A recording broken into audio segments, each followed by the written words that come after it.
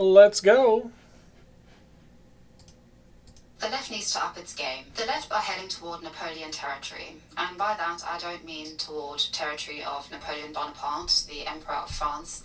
I mean Comrade Napoleon, the Berkshire boar from Orwell's Animal Farm. Animal Farm started off as a dream, a vision of a world all but free of human beings. This world would be one where no animal must tyrannize over his own kind. Weak or strong, clever or simple, we are all brothers. All animals are equal. The intention was bright, glistening in the opening chapter of Orwell's novella. However, we all know the ending. And this is an ending which, regrettably, I'm increasingly seeing repeat itself among those whom purport to be on the side of progress, on the side of equality, and on the side of visionaries.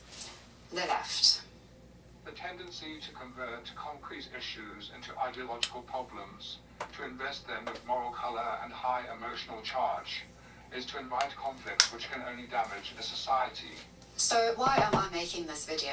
Well, I would say that there's two reasons. The first being that I believe that historically and presently, the left has substantial potential. I think this is purely in the fact of what the left stands for. The left stands for innovation, for progress, not just technological and economic progress, but importantly, social and moral progress. There is among the left an appreciation that change is inevitable, but that isn't something which we should be fearful of. It isn't something which we should cower away from, but should rather embrace and confront. It is no coincidence that throughout modern history, intellectuals, philosophers, public intellectuals, profound thinkers and writers have overwhelmingly been left-leaning. It is also no coincidence why, when it comes to the most memorable, the most outstanding art and creativity and expression of oneself, we see overwhelmingly yet again that these individuals are minorities, that they are often individuals who have lived in oppressive situations and societies, that they tend to lean toward more revolutionary thinking or toward more evolutionary thinking, that they are anti-establishment, that they are anti-tradition, that they often forge an identity of their own that goes contrary to the status quo. I think, for instance, historically, this is why the Jewish diaspora has done so exceptionally well in the arts and in many a sphere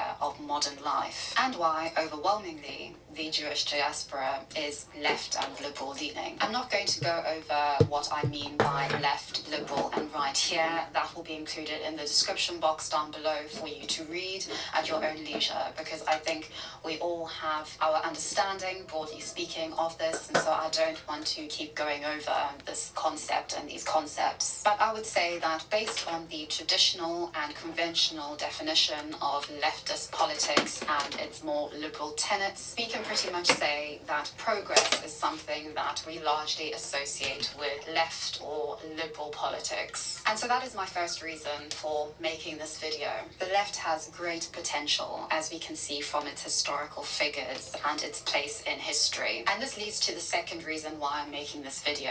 And this is the belief that the left is wasting this potential and has kind of turned on itself in a way which is in no way conducive to everything that the left could be, and I believe ought to be, as a position, as a political and socio-economic position for people to follow, to embrace, to identify with. I do think it's important to preface this video by saying that the left has great potential, that I am rooting for the left, but that I am, for the reasons which I'm about to list, not a leftist, and likely will not be a leftist. But I think as human beings, all we have is faith and hope, and I have faith and hope in humanity, and that includes people on the left. And therefore, I think that this video is more so my trying to advise, or more so trying to put forward an alternative form of critique that isn't critique with the intent of putting down and promoting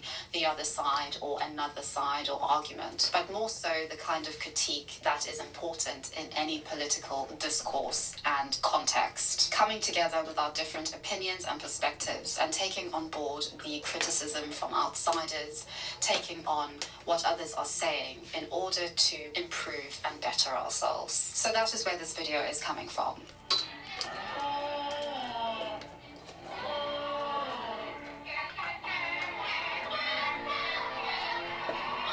Am I filming this video on Christmas Day? 1000% yes. There is no rest for the wicked. I was rather sad to read a few days ago that a columnist who I follow quite regularly, who writes for The Guardian, Hadley Friedman, has resigned. Hadley Friedman is a columnist. She's a writer, an author, and also a journalist of American-British descent. She's been writing for The Guardian for well over 22 years, and I've been reading her since she wrote purely about fashion and then moved on to writing more about social and political issues. I was pretty surprised to hear that she had resigned, because she is sort of the creme de la creme of The Guardian and everything that it tends to stand for. An appreciation of identity politics, of diversity, of our changing world, an appreciation for progress, criticism of elites, as well as feminism, particularly third wave. I guess in a way we could say that we're heading toward fourth wave feminism. And she writes incredibly well. Even though I don't agree with her on a lot of things, I still can appreciate that she is an exceptional journalist. And so the reasons for her resignation that I heard on Woman's Hour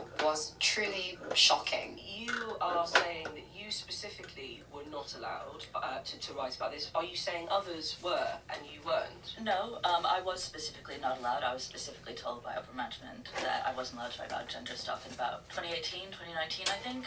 And others weren't either. I know of multiple reporters who asked if they could interview, for example, Maya Forstater during her case, Alison Bailey, Jessica Walls. I asked about interviewing J.K. Rowling and Martina Navratilova, and we were all told no. Meanwhile, you know, the paper ran these long glowing profiles of trans activists such as Monroe Bergdorf and Paris. Gender critical soy! Worked in a paper that's Oh! marginalized people like that. I just don't understand. Well, I do understand, but it infuriated me that feminist campaigners such as Julie Bindel, who I also pitched to interview when her book came out, and J.K. Rowling were basically shut out from the paper. I know that upper management, you know, say, well, both sides are equally passionate. You know, it's very hard to balance both the gender activists and, you know, what people call gender critical feminists. I call reality-based feminists.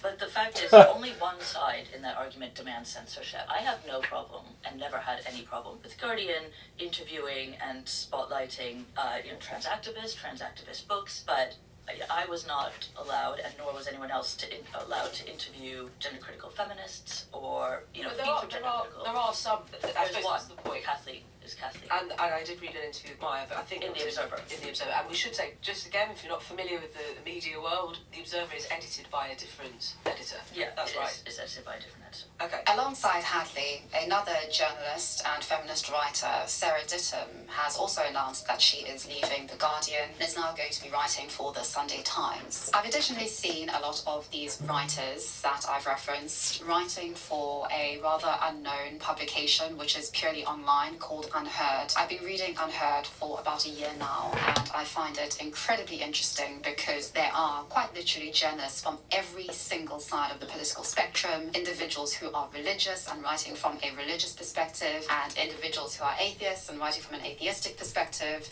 and they all come together to write exceptional pieces and articles and essays. I would highly recommend subscribing to and reading Unheard. This video is not sponsored by them. I'm purely saying this because I am a huge fan, and I think it is very, very important for us to really find journalists and journalistic writing that doesn't just reinforce our preconceived biases and our preconceived prejudice and opinions. When I saw that Hadley and Sarah had left The Guardian, it made me think about why individuals may be skeptical of, or may, as we can see online at least, be leaving the left. And I think there are three reasons that, broadly speaking, answer this question.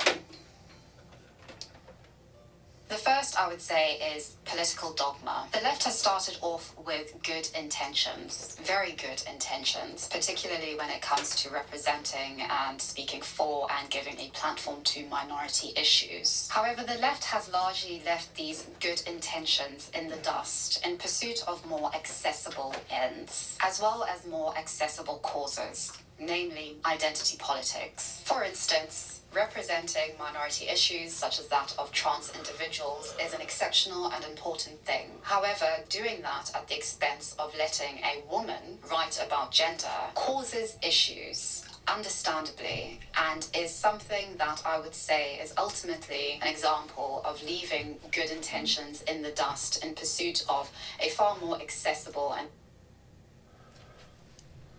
Can't hear it well. Check 1, 2.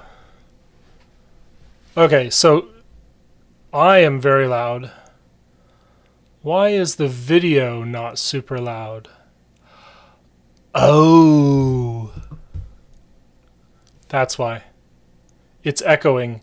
It's looping through my mic. Sorry.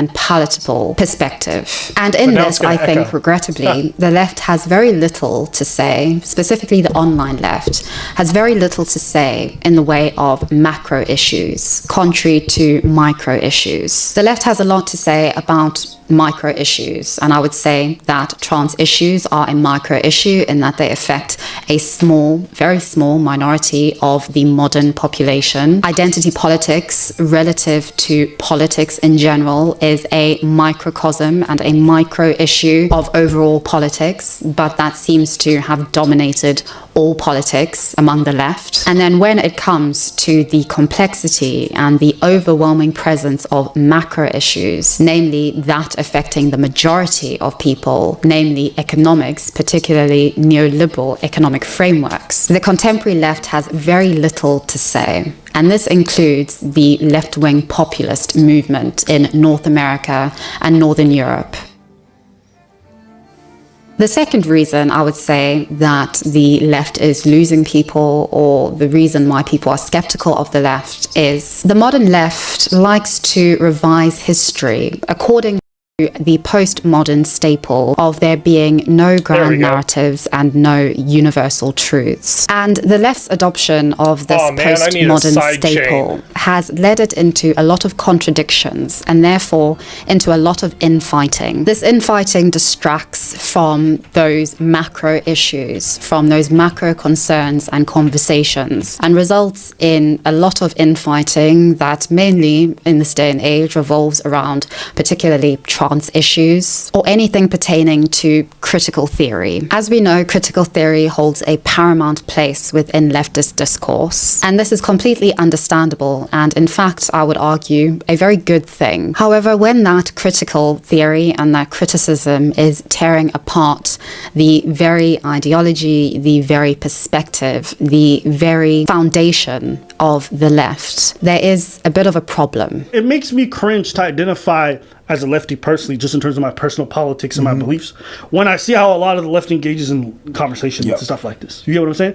It's like the trans women in sports. Yeah. These motherfuckers are just saying, oh, you came in 17th, not 16th? Well, you're a fucking loser, so why are you complaining about the trans woman taking your spot? Or they're saying stuff like, who cares? If you weren't good enough to make it with a trans woman president, then what does it matter? It's like, you're stealing scholarship, whole work-life opportunities from athletes. Like, not everything is about placing in the top 3. Some of it is just about being even in the race itself. That's a huge honor. For people who go to the Olympics, they know a lot of them are not going to win.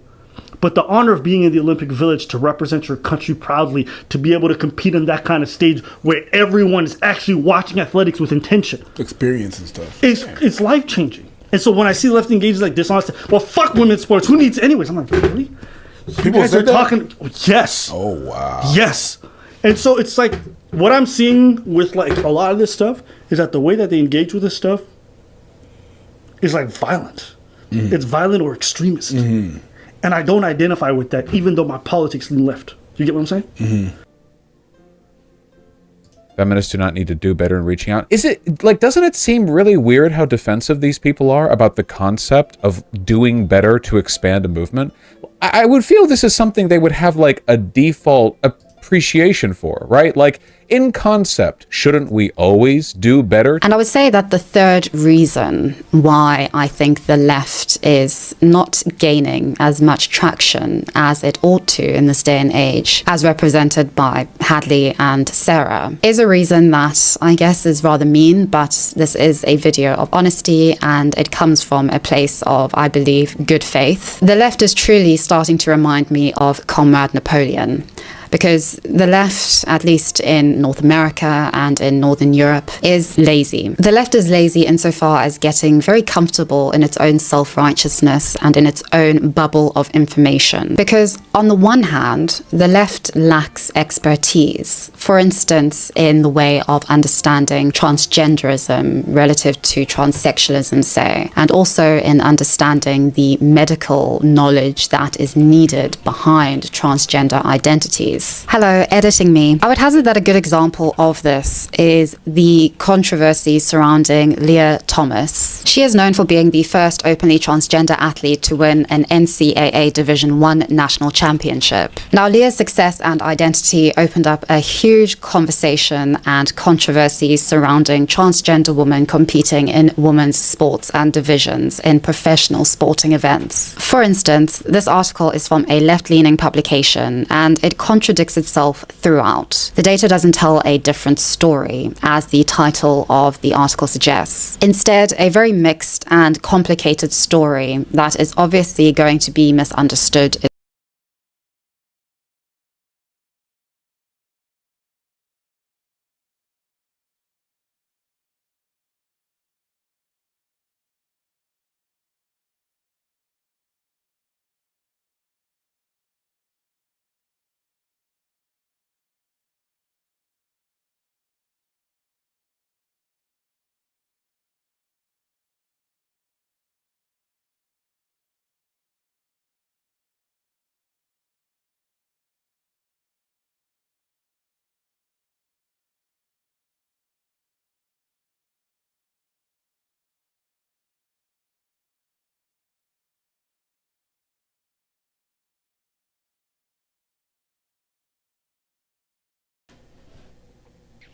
Okay. Well, now we know what it looks like when my audio stack crashes. Yeah, no sidechain compression today. That's not going to be a thing. I would like to do it. I'm going to have to look at if I need to use ground control room or... Oh, here's an idea. Yeah, this might work.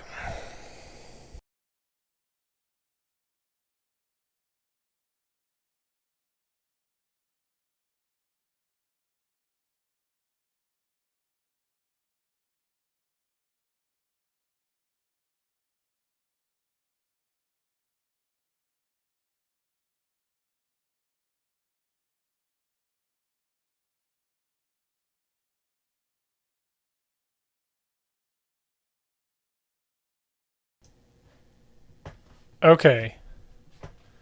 Now, this is really interesting. Now I'm using the same audio source as Discord, and that's fine, but I can add a filter on it. I can do a compressor and a sidechain ducking source. Oh wait, wrong filter. Filter on the aux. Maybe I should have a limiter on this one too, just in case.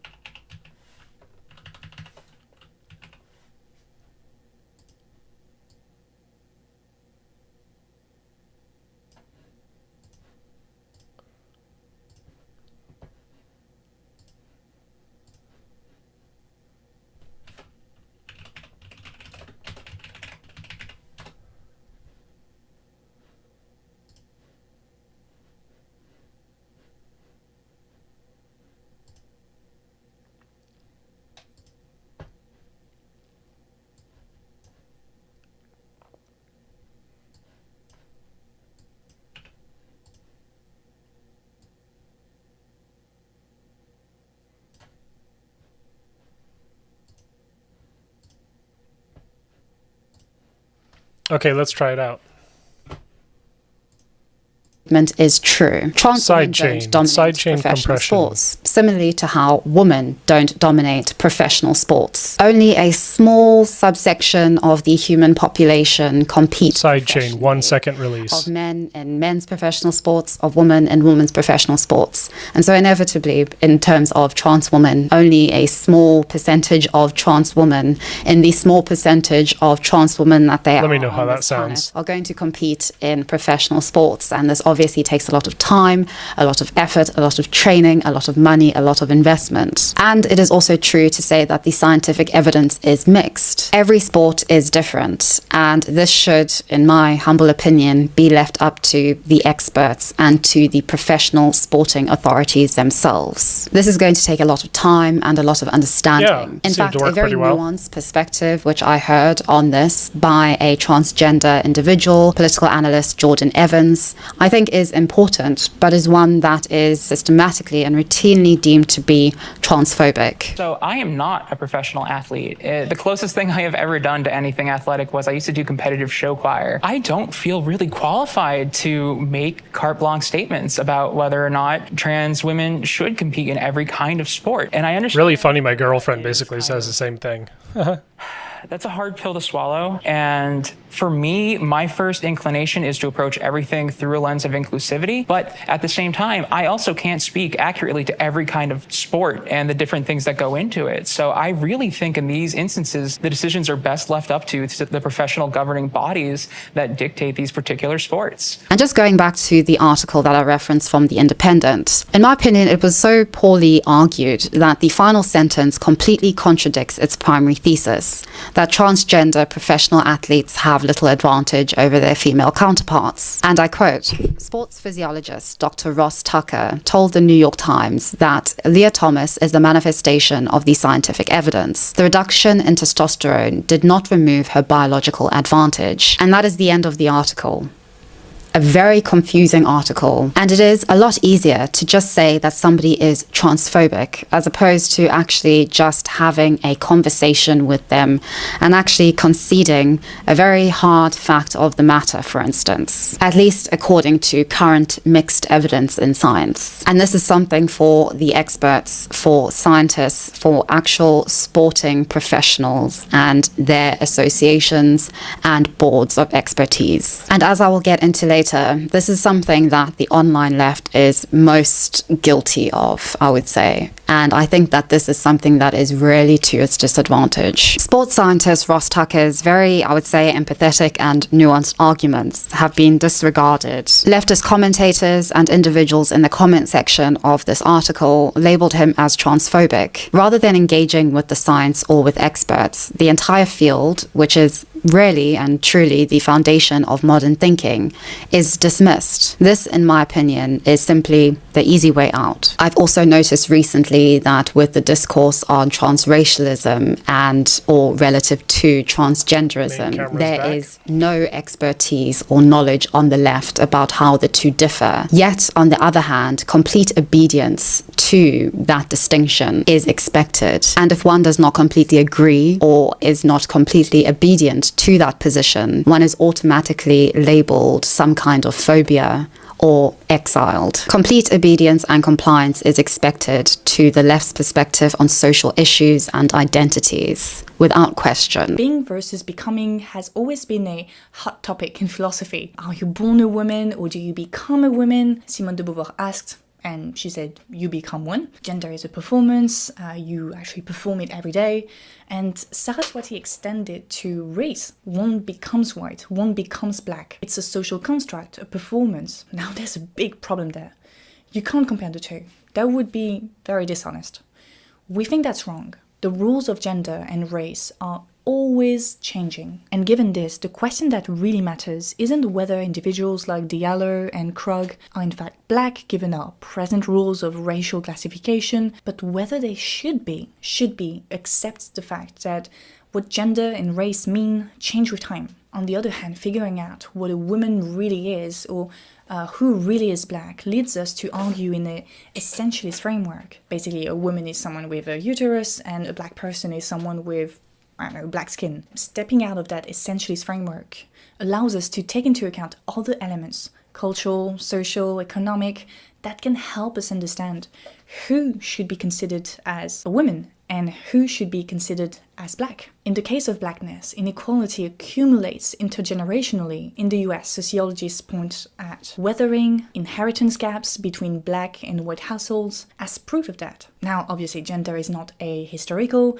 Women, queer people, as a class of people, inherit a history of discrimination. But as an individual, they don't accumulate the consequences of the health and economic consequence of being a woman or trans or queer, if that makes sense. On the other hand, black people, Asian people, people of color, in France we would be targeting maybe the grandkids, kids of African and Maghreb immigrants, do inherit it, both on a community and individual level. You know, if your great-grandparents, grandparents, parents have faced discrimination, you will inherit all that baggage. It's not the same for queer people, trans people, women, except if your great-grandparents, grandparents, and parents were openly queer. I'm sure some of you are thinking, this sounds like a dream. Well, I guess we'll end it here for today. There is no need for explanation, for understanding, or for education. If you don't understand or are not willing to understand for reasons that may be completely personal to you, you are instinctively labeled and put into the same category as individuals whom we would call Nazis, fascists, alt-right individuals. And in that, I believe, comes a form of laziness, a form of laziness that is not at all conducive to doing good politics. Politics is not only action, politics is labor. I understand that Twitter doesn't give a lot of room for nuance. I agree with this tweet. I want to add to it. My issue with the left isn't so much that they give brain dead advice. It's more like the left doesn't care to give much of any advice to young men specific to issues that matter to young men. It may seem kind of like trivial, but I'm talking about like masculinity, dating, that kind of stuff. I had to put some compression on the video. I was really annoyed by it. Really important to young men. If that like bothers you, if it's frustrating that young guys are kind of like fixated on that, I'm sorry, that's literally just now Vosh is just as loud as the left just Kidology. doesn't see these issues as worthwhile, which is a bit frustrating because like there are experiences with like femininity and like youth, like for girls or whatever, that the left seems to care a little bit more about because it gets under discussed broadly. But what you have to understand is that if you want to sell an ideology, you can't only talk about the stuff that other parts of society aren't willing to talk about. You have to give a holistic social theory. If the left would just like take a deep breath and go, okay, we need to get guys to touch some grass and like be chill and not feel crazy insecure about how they are and their masculinity, blah, blah, blah. Like, we would have this in the bag, man. Look, all I'm saying is it's not a coincidence that historically speaking, the most successful leftist movements have had holistic messaging on gender and sexual ideology. Like, seriously, go to the Bolsheviks, go to the Maoists, go to the union trade workers and the anarchists of the early 20th century. There was not this like aversion to masculinity or to like the promotion of male social spaces. Quite the opposite, because a lot of these movements were pretty sexist because it was 100 years ago. They were at least willing to talk about these issues. I don't know how any of this could have gotten done if there was this like tetchy unwillingness to appeal to these very basic drives for political belief. This idea that I hear a lot from the left of educate yourself or put in the labor for yourself, because emotional labor is not something that we are willing to do. I can't stand people who call themselves leftists and do not understand that people do not want to do reproductive labor. Yeah, my dating advice, be friends with a lot of people you would like to date and just find more and more friends who you could see dating. Not that you're like looking for the friend zone. You're not looking for someone to do that, but you just open yourself up to a lot of friendships, especially if you're a cis man. Friendships with women is what I'm talking about. So that's what you do.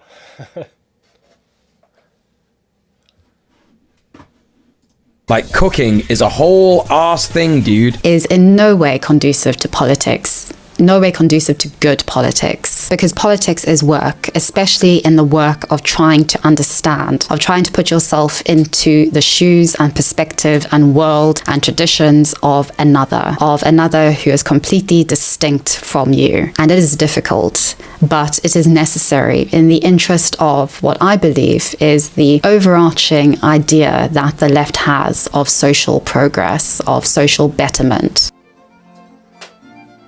And in all this, I do appreciate and I do believe quite strongly that the left has to work a lot harder than the right, because the right, ironically, has a lot of things in its favor, contrary to the left. And I think we can see that when we look at these two countering trends on YouTube.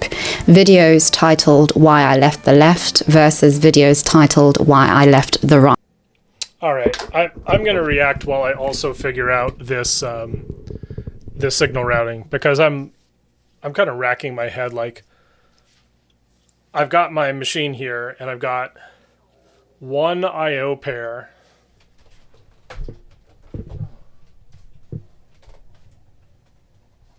There we go.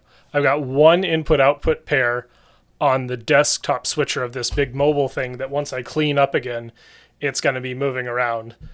And then second, I've got my main switcher, which unfortunately only has 3 outputs right now. I think I'm gonna get this first output fixed, even though it's gonna cost me a bit. I really want that, because I have one multi-view that's my main output, and then I have my field monitor output. So those are the 2 things that I really want to be able to switch between. Is one, so that I can have like eye contact with the camera and do that. You know, like I can eye contact the camera and I can talk directly to the camera, and no like teleprompter or debate with the people or whatever. See, this looks pretty good. Like, you can't tell, like, that is me dead eye in the center of the camera, and this is me looking at the screen. And this kind of feels like a laptop. You know, like the distance is like about the distance you have with the camera on the top of a laptop. So it feels pretty good, especially from a distance. Whereas if I'm looking at my multi-view screen, it's just anyways. But the next thing that I'm doing is I want to play video games. And I want to play video games on my right side screen. That's what's showing Kidology right now. So I can actually change it. And if I switch to camera 4, there's Kidology. There's the monitor that's over my head. And there's my laptop monitor. And so number 2 is going to be my PC, right? So great, I can route all that. How do I get the PC signal from the PC up to here? I'm gonna put in. Actually, I'm gonna replace this one. I don't need that one. It doesn't help right now. It's not doing anything. I can capture. I will capture this when I need it, but I don't need. I really don't need it. It's kind of a redundant input. It's good to like hold the zoom window. So yeah, that'll be it. So I'll replace the SDI run for that input with my desktop. Now what about the return signal? Because I do have a return signal. My return signal used to be input 1 on my main switcher. Well, what am I doing there? The output from the return signal, no, sorry, the output that was the return signal is now this, is now what I'm watching, is my 5th desktop screen. 5th? Let's see. 1, 2, 3, 4. Yeah, my 4th desktop screen. So I need an HDMI splitter, and I think I have some. So I'm going to put this on the studio sound, and I'm going to take out my earphones and listen to Kidology while I look for another thing. Yeah. And unfortunately, it's going to be some digging in my bins while this plays. So enjoy. I think I might put. No, I'll leave myself on the main screen. You can see all that needs to be seen in Kidology's video, and I'm not going to like steal content, even though IP is cringe. I'm not going to steal it. So here we go. Right. There are far more of the former relative to the latter. In fact, I could only find one video by Hunter Avalon on why I left the right. And that video was from quite a few years ago. And since then, I have really not seen any. And I would say that there are roughly 5 reasons for this. I'm particularly and specifically talking about the right as we see it in, again, North America and Northern Europe.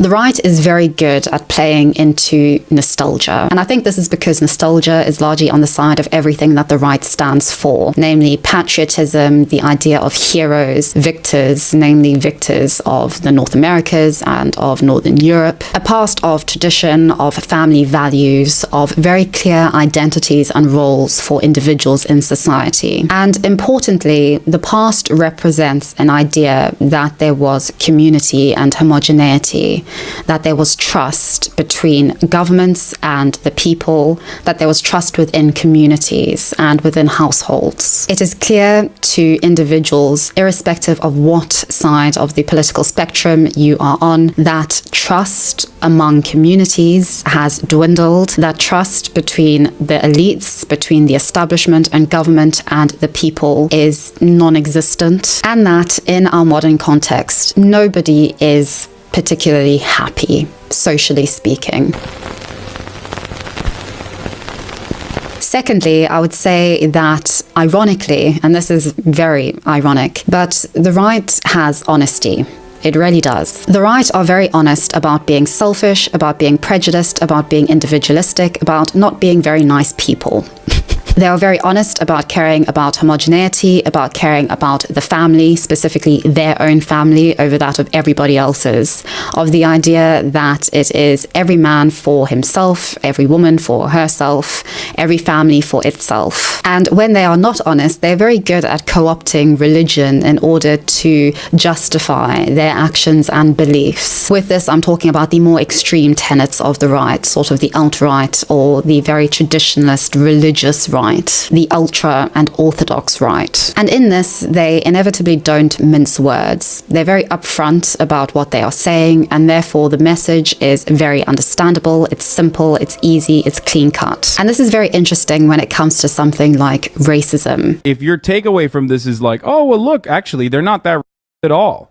That's not what he said. No, he said. That's not what he said. That's not what that's not what that's just not what he said. He just said that the conversation was going well. He's not being yelled at. They're having opposing views, but they can talk to each other. Yeah, his views are fucked up, but they can talk. That's what a civil conversation is. Doesn't defeat the fact that he's not racist or he's racist. You can have civil conversations with people who have the most abhorrent views. That's it. And you can talk to people who have views that are absolutely disgusting. Doesn't change the fact that it's a conversation. And a civil one. Yes, you start this video like, this guy's about to get hate crime for the Vine. Here they are just talking calmly like, if you walk away and think that this is not the most racist, people can still look at this dude and say he's incredibly racist and they wouldn't be wrong. Yeah. Doesn't change the fact that they were able to talk about it. Still civil. Something you've proven to be incapable of. I've heard numerous people who are, like me, an ethnic minority, saying that they actually prefer or miss the days when individuals who are racist would just say, I'm racist, I don't like you. I don't like you because you're an ethnic minority. I don't like black people. Relative to what we have today, which is very much a sort of racism that is under the radar, that is very difficult to detect or very difficult to make known. And I think this is where, on the left at least, we have fake allyship. We have an idea which I'm going to talk about shortly, which is about representing abstract people as opposed to representing representing people. And I think for a lot of people, especially myself, I find that when somebody is upfront about being racist, particularly in my country of origin, South Africa, it was actually kind of refreshing because I knew what was going on. I knew who liked me, who didn't like me. Whereas I find that in the UK, at least, especially among leftist or liberal-leaning circles, I'm quite paranoid, or more paranoid than I would otherwise be if things were just honest and clear-cut. I believe that when someone's like, I hate you, it feels more real than this. Okay.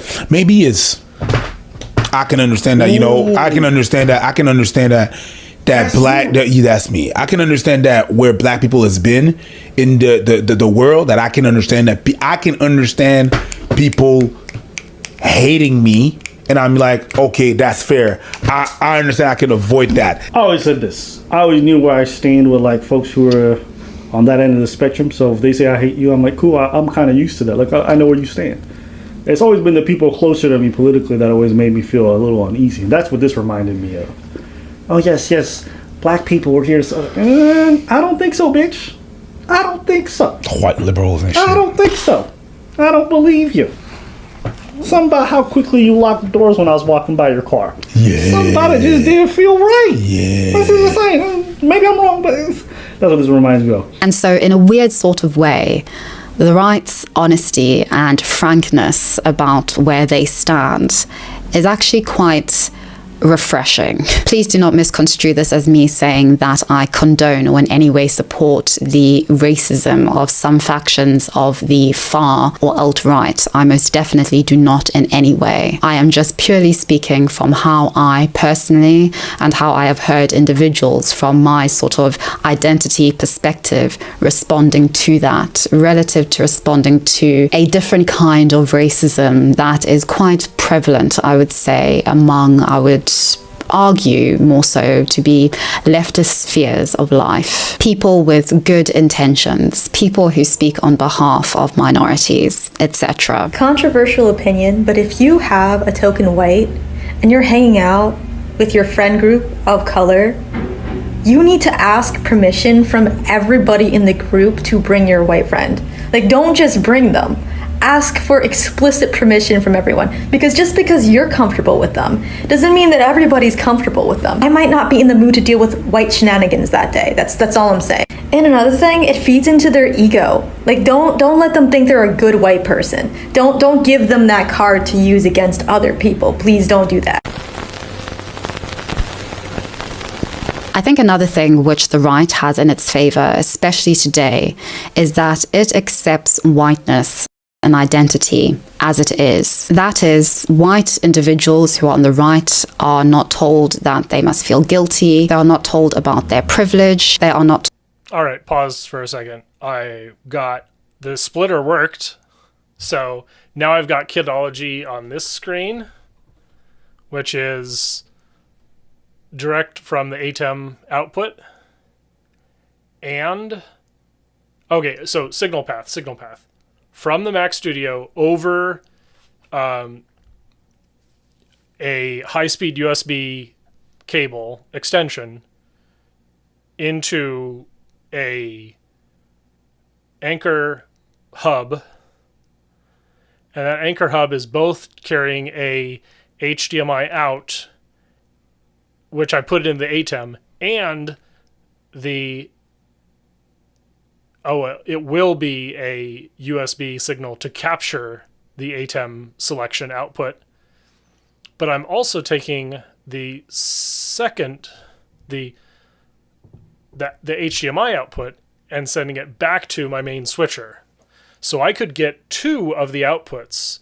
I could select program to get the USB capture output from the ATEM over HDMI, and I use so that's program out over USB, and then I get the iMag, or the display output, the output number 1 HDMI, using the side controls. So there we've got two camera output routings from this ATEM that's going to be on this movable desk. I'm going to be able to move this desk all the way around. And so this will show me whatever my iMag output is. And then my IMAG is also going to be captured up here on my main switcher. So you can see Kidology right here. That's the same output here. So if I change from 4 to 3, you see them both. And this one is probably imperceptibly or very slightly behind. And of course on my screen, on my display, on OBS, you don't see the lag. Because, well, it's capturing from the Mac Studio. It's capturing the direct display. So that's one other way, is on my Mac Studio, I can take outputs like this and capture. But that's not really what I care about. I care about all the, 1, 2, and 3, meaning the different things that I need. So, yeah, I'm gonna get my laptop and 2 signals from the other side of the snake.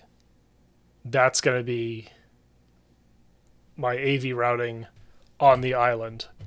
So the home base, the Mac Studio, has the origin of the snake. The snake will have 3 SDI cables. Right now they're too short to actually go into the snake. It has, does it have network? No, it doesn't have network yet. I should give it network for the ATEM. It has 2 HDMIs right now. I think I only need 1 HDMI. It has 2 USB-Cs. Right, it only has 1 HDMI and it has 2 USB-Cs. Okay, let's get to the video. I'm going to make a diagram for all of this eventually. And PyProd, if you're still sticking around, thanks for checking in. Man, UPSs are going to be so much better right now than they were 20 years ago. Good luck with that. Told to check themselves or that they have all the power. Their identity as a white individual who may be patriotic, who may be family and traditionally oriented, who may be heterosexual and happy in kind of very clearly defined gender roles, is seen as a good and acceptable thing. And I think especially for the large cohort of individuals whom the contemporary left in North America and in Northern Europe has neglected, namely the white working class, definitely find an identity and allegiance in that with the right. And I think another thing that the right really has in its favor, at least again, I keep repeating, I'm speaking specifically about North America and Northern Europe, is that the right is very accepting of a diverse membership. And this is, again, truly ironic. When we look at the political spectrum and we look at that segment which is designated to the right, from the center right to the ultra-orthodox right, there is a lot going on. And there is a lot of space for a lot of different identities. You can be conservative in values without being religious. You can be a conservative atheist. You can be a conservative insofar as how you organize your finances and your personal life, whilst being socially quite liberal. You can celebrate Christmas with your family, believe in the traditional family unit, be patriotic, whilst also being completely anti-establishment. There are vigilantes, there are libertarians, there is a whole situation going on there, and it is truly diverse and fascinating just from a political and theoretical perspective. But it also means that there's a lot of space for a lot of identities, and I think because the right and conservative thinking is very much about the family and tradition and also every individual for themselves, I think it works weirdly. And the right is a very mixed bag of identities, of individuals who are working class to the ultra rich. And this is truly exceptional and very interesting to see, especially in our day and age. And I think adding on to this, another reason why the right is at an advantage relative to the left today, I would say, is because of populism. Il punto è che io credo in una società nella quale ad ogni scelta che fai corrispondono delle conseguenze e te ne assumi la responsabilità. Io rifiuto una società nella quale ogni desiderio diventa un diritto, ogni capriccio diventa un diritto, nella quale non ho responsabilità, ho solo diritti. Lo rifiuto, è sbagliato. Right-wing populism continually and repeatedly outperforms left-wing populism in North America and in Northern Europe. That is within the most advanced modern societies. And I think this has a lot to do with our history of neoliberalism relative to that of, say, Latin America or Southern Europe. Right-wing populists overwhelmingly reject neoliberal economic principles and overwhelmingly reject the establishment and elites. Yet on the other hand, they overwhelmingly, as I've described, embrace right-wing social trends and principles of homogeneity, of anti-immigration, of the family, of tradition, nostalgia. And this most definitely, I think, contributes to the diversity of the right. Contrary to what, on the other hand, is, relatively speaking, the lack of diversity on the left. Because on the left, you can't be a progressive whilst also simultaneously critiquing the left. You are not deemed a proper leftist if you are, for instance, pro-capitalism but anti-neoliberalism. You can't be considered a leftist if you are gay, if you are a lesbian, but you are also living a very conservative kind of life or vote for a conservative candidate. There is far more rigid criteria in place for why and how you can be a leftist relative to that of being on the right. And this increasingly is something that is in the favor of the right relative to the modern left. And I think in this, the left is also not as appreciative of the multifaceted and diverse nature of the right, because traditionally being on the right was very simply defined. It was a very simple label. But I think increasingly as modernity hits the right, things have inevitably changed. Our social world has changed. Religion doesn't hold as key a position in society. Conventional identities are no longer just accepted as the standard. And many on the right are appreciative of this, but ultimately still remain conservative, even if it is conservative with a small c. So with that in mind, I would like in the next part of this video to speak about some of the things I've noticed, particularly with the online left and online left-leaning video essayists and debaters. And these are things which I notice, which I think undermine the left and undermine the appeal of the left to a broader audience that I think ultimately the left is trying to attract, but is, I think, failing to because of a lot of the things which I have said above, especially about why I think people are leaving the left. The online left is very interesting. I don't think that they have a lot of power now, but I think increasingly as generations to come are socialized more and more so by the internet and online relative to by their families, their parents, their teachers and peers, we are going to see online leftists and the online left gaining more clout and more influence over an audience. And so I think it's important to talk about these things and to reckon with these things rather than just going along with them, because I think critique is important for anybody and for everybody in order to engage in discourse and in order to grow or to evolve.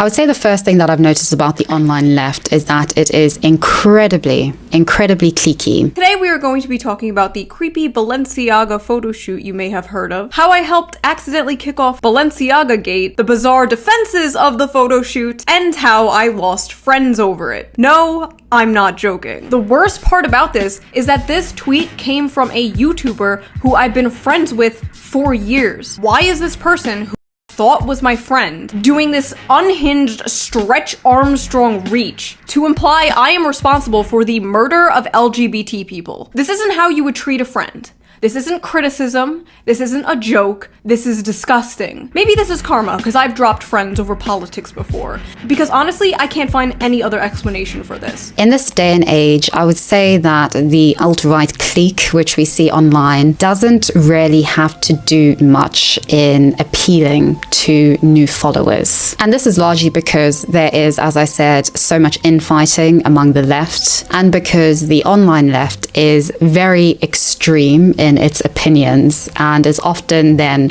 seen or caricatured as representing the entirety of the left. And it's very easy to do this when there is, as I said, so much infighting, and when the left really doesn't have a homogenous or very clear-cut identity relative to the right, even in all its multifaceted glory. So the cliquiness of the online left is not actually to its advantage. In fact, I think it just feeds into a lot of the infighting that we see in the generic left in North America and in Northern Europe. Because I think what is interesting is that when we look at alt-right cliques such as that of Ben Shapiro and Jordan Peterson, Candace Owens, Matt Walsh, etc., their allegiance is very much a political one. They are political collaborators. They are trying to politically influence and to make money. They are trying to spread a particular social, political, economic message. They are in allegiance because there is some kind of self-interest,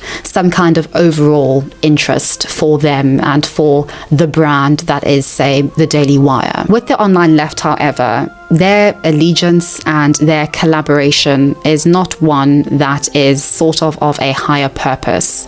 It's about friendship. People who collaborate on YouTube on the left are friends, and a lot of their collaboration is based on their friendship, or the drama surrounding that friendship is based on personal things that then get exposed in DMs, in conversations that they have together. It's all very much based on friendships ending or being created. And I think with anything that involves friendship, it's very hard, at least contemporarily, to go against your friends or to critique and criticize your friends. There is no room, space, or time for a critique of ideas and positions when there is only really time for friendship. There's no potential for ideas to evolve, to be rectified, to be discussed, to be rediscussed. When I watch left-leaning YouTubers who collaborate with each other, it's all laughing, it's all fun, it's all laughing at the other side, at something stupid that the right has done, etc. There's hardly any real hard-hitting discussions about ideas on the left, about macroeconomics, about macro politics, about the world and society and the place of the left within it. What can be done about the current state of the world, the current situation that we find ourselves in? The clique serves nobody but the individuals involved when it comes to the left, relative to the alt-right clique, the most notable one of the Daily Wire. It is a clique that has significance, that goes way beyond its members. If you replaced any one of them with somebody else, the clique would still be there. It would still hold because it has an overarching purpose. You could replace Ben Shapiro with any Tom, Dick, or Harry. It doesn't matter. Candace Owens could be booted out and they could get another Candace. It would be fine. It would still exist. The same cannot be said for the left.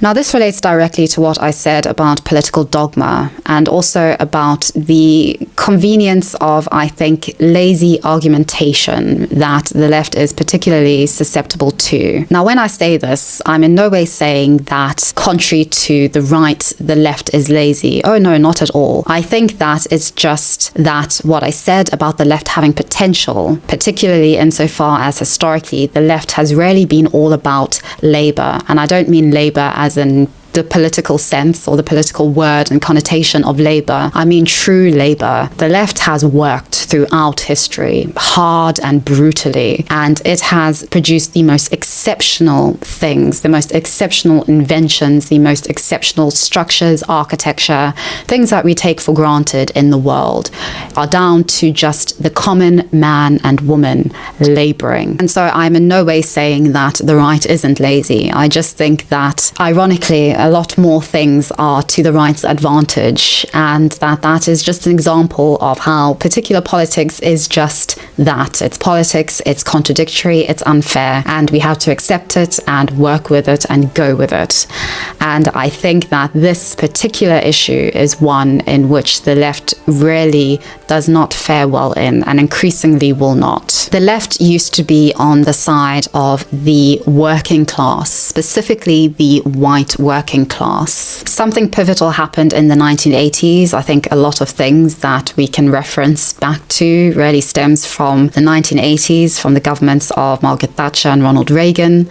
But in short, the left didn't put up any opposition and ultimately actually just accepted and consolidated the neoliberal policies and initiatives of the Thatcher and Reagan governments. We have seen the rise of the New Left or New Labour in the UK, and very much a sort of new rebranding of the left. But it is a rebranding that is very ambiguous and very much lacking in identity, something I will get to shortly. But I think in this, as I said, the left seems to be drawn to micro issues as opposed to macro issues. And I think the most obvious micro issue that the left is very, very much drawn to, especially younger members of the left, is transgender rights and transgender issues. And I think in this, the left has very much left or just abandoned the white working class, who tend to be very traditionalist, who tend to be patriotic, who tend to have lower levels of education than the, I would say, the new left perspective and new leftists, who have had their identity since the 1980s virtually ripped from them after the demise of trade unions and unionism, of manual labor, of communities very much based in the working class ethic, in the labor ethic. And the same can most definitely be said for, I would say, the North Americas, specifically the US. Where in the world is this possible? Because I would like to go there and contribute. Well, shit, fire, and save matches. Somebody woke up on the wrong side of the bed today. Seems like she's wanting to go back to the 1700s where everybody was just mean to everybody else. Honey, if you want to go somewhere where you want to contribute to that little factor, why don't you come on down to the South? You know, I mean, because apparently we're racist towards everybody. And we don't pop nobody for being racist towards anybody else. That's a myth. You know, you'd be safe. You'd be fine. I'm sure you'd make it down the block. But that's besides the point. I mean, if you want to come down here and try it, you're more than welcome. And so as the left preoccupies itself with micro issues, we have a bit of a conundrum. And the conundrum is that the modern left does not seem willing or wanting to in any way engage with trying to understand the perspective of those whom the left has now left behind since the 1980s. Nor does it seem willing to appreciate that the majority of people in the world are far more concerned with macro issues when we are talking about politics, or with their own individual issues, namely that of their families. And the left, rather than trying to understand this, trying to engage with this particular demographic, which it has historically now left behind, instead tends to just label these individuals as racists, as bigots, as transphobes, as all of these sort of phobias, which is why I say that the left has this issue of calling everyone, everywhere, anywhere, some kind of phobia, some kind of issue. And in that, not having to deal with that issue, not having to do the labor to try and understand where somebody or some groups are coming from. Hello, editing me once again. Since the arrest of Andrew Tate. Wow, that was weird. I unplugged and replugged it, and I really need to learn more of the Mac shortcuts. But here we go. Back to Kidology. I have been thinking about this quite thoroughly. On Twitter and on YouTube, it is very apparent that the left doesn't know how to talk about masculinity, nor to give masculinity a positive voice. And I think this not knowing how to talk about masculinity stems from the fear, the very modern fear of masculinity among the left, particularly stemming from feminism and feminist rhetoric. And don't come after me, I am a feminist. But there are very important things to consider when it comes to feminism and it comes to the online left's fixation with, as I said, micro issues such as those that I have referenced, or reducing everything to systematic factors such as being the issue of capitalism, being the issue of patriarchy, being the issue of racism, things which are well and good in theoretical terms, but when it comes to individuals navigating their lives day to day nonchalantly, these theoretical terms and notions of systemic issues or micro issues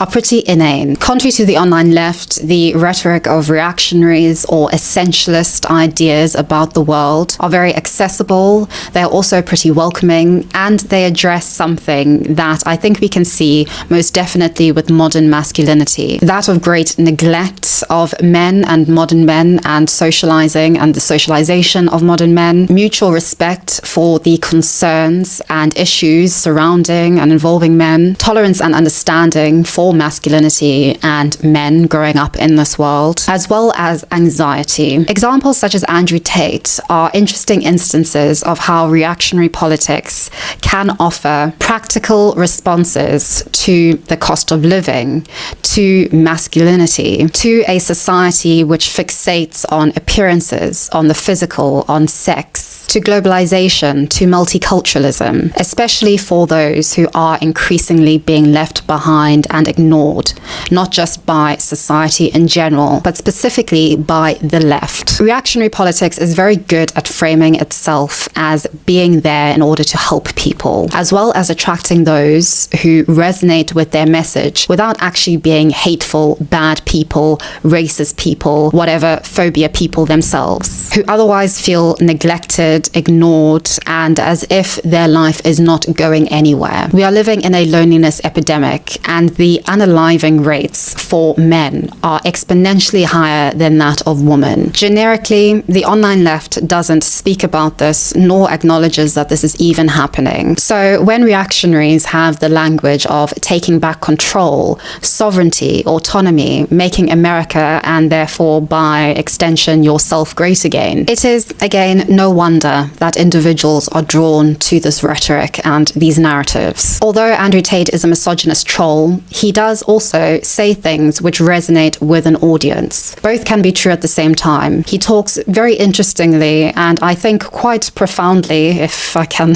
use that word, about the seeming moral decline in Western civilizations, about the lack of moral homogeneity and its consequences on society, its consequences on safety, on feeling at home. Reactionaries and extremists, scapegoat groups, of course, we know this, but as I said, it's important to still look at these things through a lens of understanding as well as empathy, especially when that empathy and understanding is needed for individuals who the left is meant to be representing. He's just like really annoying about how normal he is. Like nothing he says is surprising to me. You're just super into where things are currently and you think politics is cringe. Left and right, they're both cringe. I don't even watch the news. You have political takes, but because you don't pay attention to politics, they're completely uninformed. Like most average people, you're just like way more online, so you're into fucking constantly talking about how much you hate women. I am a proud feminist and I like your videos. People like that excluding me from my own movement by including a bunch of issues that have nothing to do with women. Hey! Do you know what she's talking about? What issues do you think she's talking about, man? A bunch of issues that have nothing to do with women. Brother, that is a transphobe. That is a transphobic, exclusionary, radical feminist. That's why she's a feminist and also a transphobe. Instead of reading comments from pieces of shit that don't think trans women are women, maybe read some comments from my chat that say I used to watch Sensitive Society. And I really fucking hate him now because I grew up and it took me a while to realize how bigoted he is. I'll just read the back and forth between Tara Mugni and another subscriber before commenting on it specifically. They, Abba and Preach, love going after trans people, so it's a no from me. The idea that Tara thinks Abba and Preach are transphobic is giving me cognitive dissonance because I like some of her content, but that take is way off. But it is what it is. Are you kidding? Not at all, Tara. It's fine though. I can concede that a difference in opinion is bound to happen. I couldn't get the screenshot, but Tara began to list some titles from Abba and Preach content. Another dog whistling title, Trans Woman Enters Female Bathroom and This Happened. They know what they're doing. Trying to bait a transphobic reactionary audience is transphobia. Stop pretending it isn't, good lord. If someone were to title a video, Woman Protesters Lost It, and proceeds to show women losing it, that is, acting out, yelling, etc., I wouldn't say they are automatically woman haters. It's ignorant to assume anything that shows trans people in a bad light is automatically transphobic. And Tara didn't respond. I find this interaction fascinating and also an example of the problem which I see with the left when it comes to such issues. If you watch Abba and Preach's content, they most definitely are not transphobic. They are very pro-trans rights, trans individuals, but they are also very understanding and very sympathetic toward the concerns which are raised by women, biological women, and by feminists. You know what pisses me off? Is that that's not the majority of trans people. Absolutely. That's not the majority of trans Absolutely. people. There's and that's the fucked up thing is that there's a couple of people like that derail the whole discussion, the real discussion that we're supposed to have, and derail what's really going on and makes everybody in that category look bad. True. That's not all trans people. That's not them. Not all men, not all trans. Also, you know, I think a lot of folks are online all the time, and so they expect everybody to be like up to date on all this lingo and everything else happening, and it's just not the case. Yep. I go to most of my friends, if I go to people in my family, like none of these people know about any of this stuff. So if I would have asked them, what does this person look like to y'all, they would have probably said something similar. So you have to understand where people are at with this conversation, and coming at it from any other perspective is a losing battle because you're convinced the world is supposed to be one way based off your online interactions or whatever the fuck it might be. Reality is just completely different. Like I said, this person is actually far more progressive than a lot of other people I know. Because this person said, what would you like to be called? And instead of just telling them what you want and then they can do it, you try to do a whole switch. You try to get to the root of like what they think and everything else. Like, yo, just keep it pushing, bro. I'm not out here talking to store clerks trying to solve their internal race. Like, it is what it is. Just be respectful of me when I'm in your store, and I'll be respectful of you. And I don't need to know all your fucking personal views. I don't even need you to agree with me. Let's just get this shit right. I'm not here to go send you to sensitivity training. That's not what here. Do your transactions and bitch be gone. Overall, they add a particular kind of nuance to the conversation. Whether you agree with it or not is irrelevant to the fact that they are in no way anti-trans individuals or anti-trans rights. And I think for Tara to instinctively label them transphobic and to then insinuate that this individual is somehow peddling to transphobes or to a transphobic perspective by actually agreeing with Abba and Preach or by having a different opinion is really not where we want to be, I think, in politics, or at least not where the left wants to be insofar as persuading individuals, insofar as doing the labor necessary in order to really get people on board with how it perceives and sees the world. The idea of being on the right side of history and instead of engaging in political discourse that may be uncomfortable, that may not be at least within your sphere of interest or concern or within the kind of lived experience that you have, but is vital to good politics, is missing here. Rather than engaging with the other side or with a different perspective, it is easier to just ignore it. And I think this feeds into my third point. Abstract identities. This is one that I personally resonate with when it comes to leftist politics. The left has always had the potential to care, and the potential to care for more people than just one's immediate friends and family and community, but to actually care for individuals who go the world and beyond. I believe that we can make contact with other beings and other civilizations if we expand our consciousness. So the online left doesn't care about people. It cares about abstract people. Based on my politicized identity, based on my personal identity, I would be the poster child. I should be the poster child for the left, for the modern left. I am a queer woman. I am black. I am a minority. I'm not even considered working class because I'm an immigrant. Abstracts are convenient to care about because abstracts, importantly,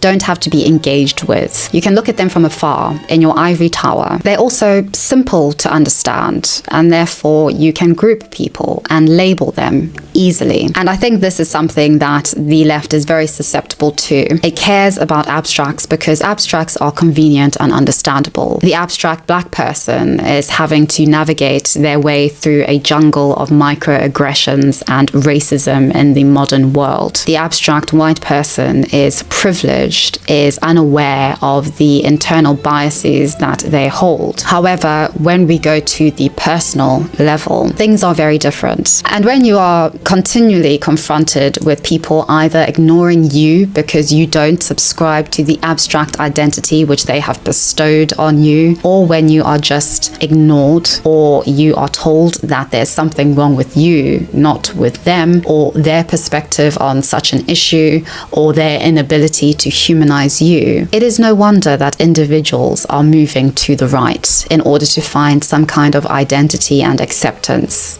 Being white, but also marginalized being a woman. So this Guys, I have no understanding of politics, okay? All my life, I just called myself a Democrat because that was like the cool thing for my fucking friends to say. And then one day I went to college where there were gender-neutral bathrooms and I was too dumb to read the signs, so I got really scared. Then there was a trigger warning, which for some reason bothered me. I don't exactly know why. If only there was a trigger warning that there was a trigger warning. And then they asked me to write about intersectionality, a very real thing that exists, but again, I'm too dumb to understand. What the fuck? Yes, you realize there's such a thing as having white privilege while that also intersects with marginalization for being a woman? You realize this is like a regular thing, right? It's easy. I will explain it to you, okay? I'll explain it to you like you're a kindergarten, since that seems to be the brain capacity that you're running on. There exists a little thing called subconscious bias. We all have subconscious biases. Subconscious biases tend to privilege those who are white. Because white people tend to be the majority, more people are familiar with white people, and hence tend to see white people as normal, essentially. There's already plenty of evidence showing that subconscious bias plays a role in helping or causing some people to literally perceive black people as being more criminal, or more dangerous, or scary, or whatnot. So those are subconscious biases that, although are subconscious, they are not an intentional, malicious attempt at being racist. They do absolutely exist, and that results in downsides for people of color, hence leading to also privilege for people who are white. It's that simple. Mutual humanization starts with talking to one another, because in talking to each other, that's when we humanize individuals, when we see them beyond merely the color of their skin, their gender, beyond their political identities, when we see them as nuanced individuals with different and varying opinions on a multitude of issues and concerns, where we have to actually take the time, where we have to be patient in understanding them, in trying to get from A to B together. And this is where I get onto, I would say, the more debate sphere of the left online, at least what I see of the debate sphere. Because when it comes to politicized identities being prioritized over actual, real, authentic, individual identities, we get to a point where, for instance, the left becomes obsessed with the past, particularly with making individuals in the present pay for the past, without appreciating the nuance, the multifaceted nature of identities in the here and now. So I think the online left needs to really reevaluate sort of how it labels individuals, how it perpetually identifies, and I would say more than often misidentifies people based purely on a politicized identity, which is often just bestowed on people based on their physical appearance and attributes. Editing me once again. I recently watched what I think is going to probably blow up and everybody's going to cover, this debate between feminists and anti-feminists or individuals who are not feminists on Vice. It featured an incredibly diverse panel of individuals. I found this panel or this debate indicative of where the left is falling dramatically short. It's getting personal. I don't want it to be personal. A lot of us live in this space where we're told that our opinions don't count because they're not the right kind of opinions, and we're constantly shouted over and talked over regardless of what we look like, because there's one group in society that basically takes precedence, and it's frustrating. So yeah, of course, it's frustrating because when we try to talk about it, we get shouted down, we get told to be quiet, we get spoken down too as well. So Okay, there's hostility there for plenty of women. Let's try to make this an opportunity to speak. You're with literally a each white other woman then. from Australia. You live in a bubble and you're pissed that voices that have been silenced forever finally can be heard. As I've said, this is not good politics. This is very, very weak politics, and it alienates many people, many voices, and the importance of the very thing which allegedly we're all meant to be standing for, namely inclusivity. What I found interesting about this panel was how one of the panelists, who most definitely was a leftist and identified herself as such, Yelda Ali, responded and reacted to Sydney Watson. Now, you can think what you want about Sydney Watson or about Pearl, you know, that's not what's important here. What is important, I think, is how this individual, Yelda, responded to merely listening to two women expressing their personal experiences and their feelings about being white woman in modern society. Based on an interview which Yelda did with Vice a few years ago, she is an entrepreneur. She founded an organization called Camel Assemblies, and I found it intriguing how she describes Camel Assemblies. What we have suddenly, that is, in Camel Assemblies worldwide, is a whole bunch of powerful women that are in a room together, but there's no take culture. There's actual listening and thinking honestly, okay, who is this person? What is her purpose? So it seems quite ironic that this individual stands for listening, for women being authentic, sharing their fears, their hopes, their dreams, where they are in their lives. Yet when two women try to, irrespective of whether you like them or not, Pearl, for instance, was sharing how she competes at a semi-professional level in basketball, I believe, and how she doesn't believe that trans women should compete in women's basketball professionally. I don't understand why you guys are so hostile. She's sharing her experience in a specific No, she's field. sharing And I'd have to trans go. No, she's not. She's a woman who's had an experience. Hold on, one at a time. You guys We are let so Pearl obsessed with your finish. own experiences and your own existence, and yet when a woman is sitting here telling you, I feel as though this is unfair and this is compromising and this situation is not helping women, you guys are like, meh, meh, meh. But when you're like, I'm a black person that did this, and this, then it's valid and fair and viable. Sydney was sharing her experience of the #MeToo movement and about being a white woman. You could see Yelda's response, and in terms of this being something that represents the left, it is sad to see, and it is disheartening to see that in the face of being unable to debate, being able to engage with the other side, they are merely laughed down and reduced to their physical attributes as opposed to their individuality and individual experiences. Increasingly, this seems to be something that the right, in all its diversity, as I've explained, is far more proficient in doing, and this is definitely an area where the left needs to up its game. And we can see this just from the comment section of this Vice video. I'll link it down below for you to go and see if you'd like to, even to just read the comment section, because it's very interesting how even with Vice, which very much, at least you can see by the editing, was, I think, on the side of the majority panelists who were feminists, who were very intersectional, really came out looking bad.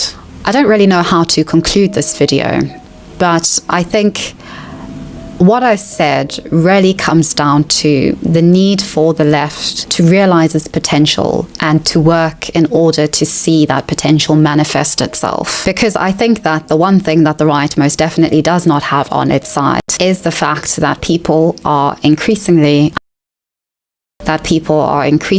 lost within the political landscape, and that being told, which is a systematic tenet of the right, that you just have to work harder in order to get by in life, does not align itself to the increasingly poorer, increasingly marginalized, and those lacking in political power who are on the right. The left, if it wants to attract humanity to it, if it wants to revitalize a modern politics that is incredibly stale, incredibly disenchanting, and is literally ruining the lives of the vast majority of people across the world, needs to up its game big time. Thank you so much for watching this video. I would love to hear your opinions down in the comment section. Please be respectful, but also please critique me on anything and everything that I've said. I'd love to start a conversation and a discussion about all of this, because this has just been something that's been on my mind this year, especially just being more so on YouTube, engaging with more people, with more voices. And I think the only way that we can move forward and we can evolve and do better or do different is through discourse. Thank you so much for watching this video. I appreciate you greatly, and I'll see you very soon in the next one.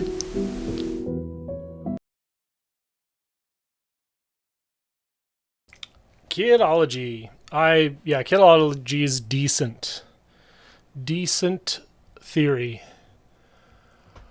Oh. I'm sorry. I ignored you because I was not just chatting.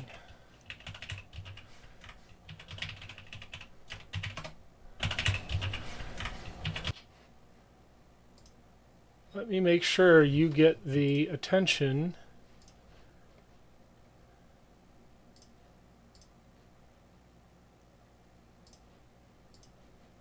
you deserve.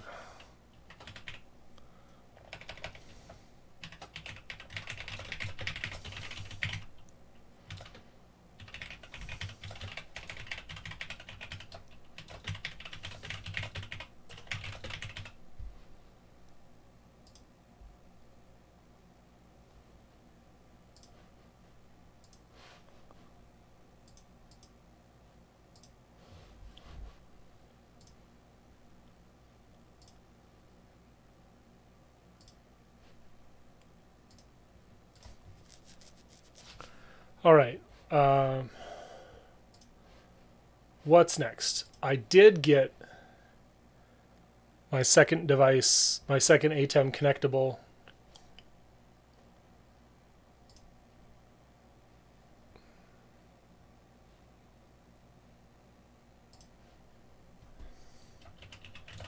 So here we go. ATEM Mini. Yep.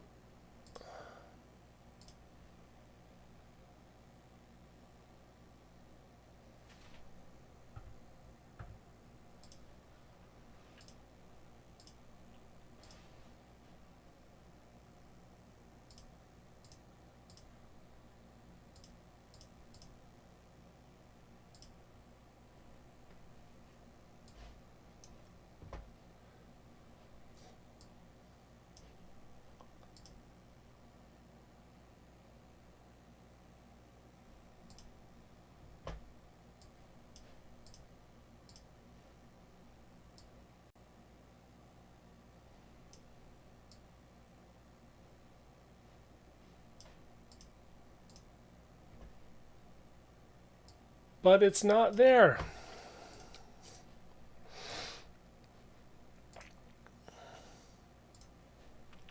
I might need to reboot. Anyways.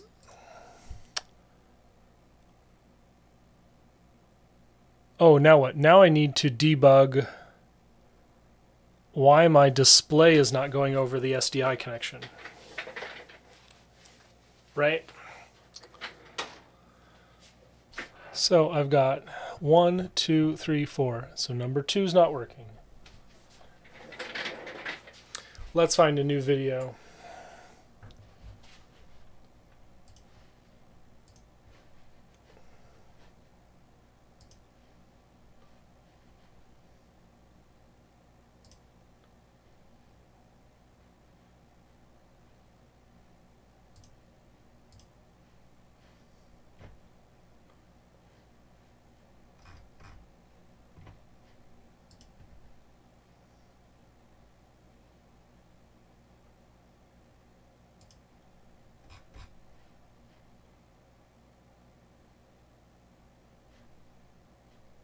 Let's do some urbanoid stuff. I make videos about great cities around. Wait, did I react to these? I think I may have already done these.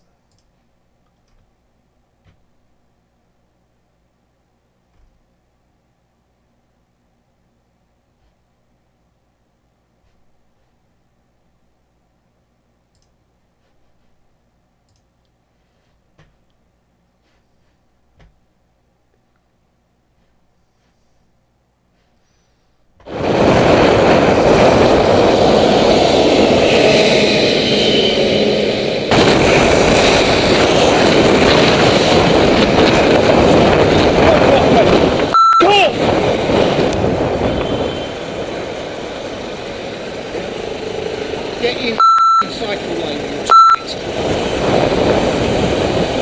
Hey! Hey! Yeah, well done! Well done!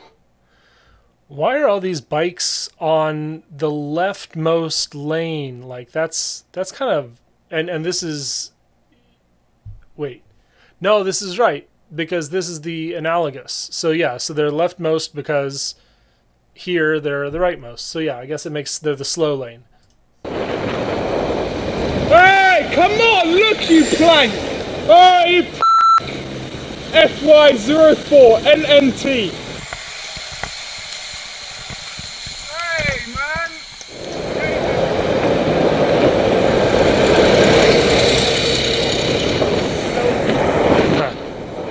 Oi! FH02VHZ.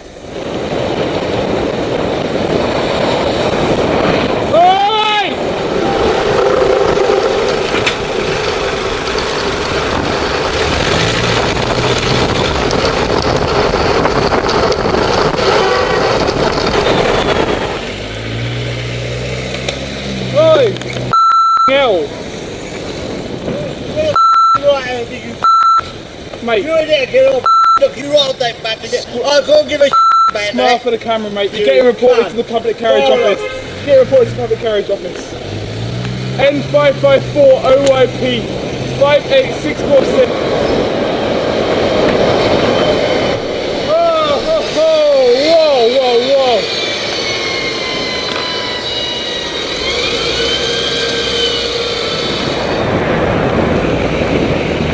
RJ08RZZ.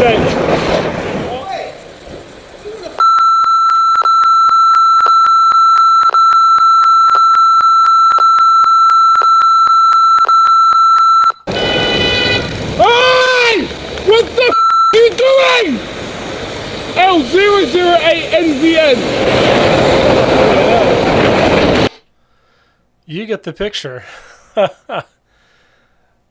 That's some gigasoy right there. Gigasoy at traffic.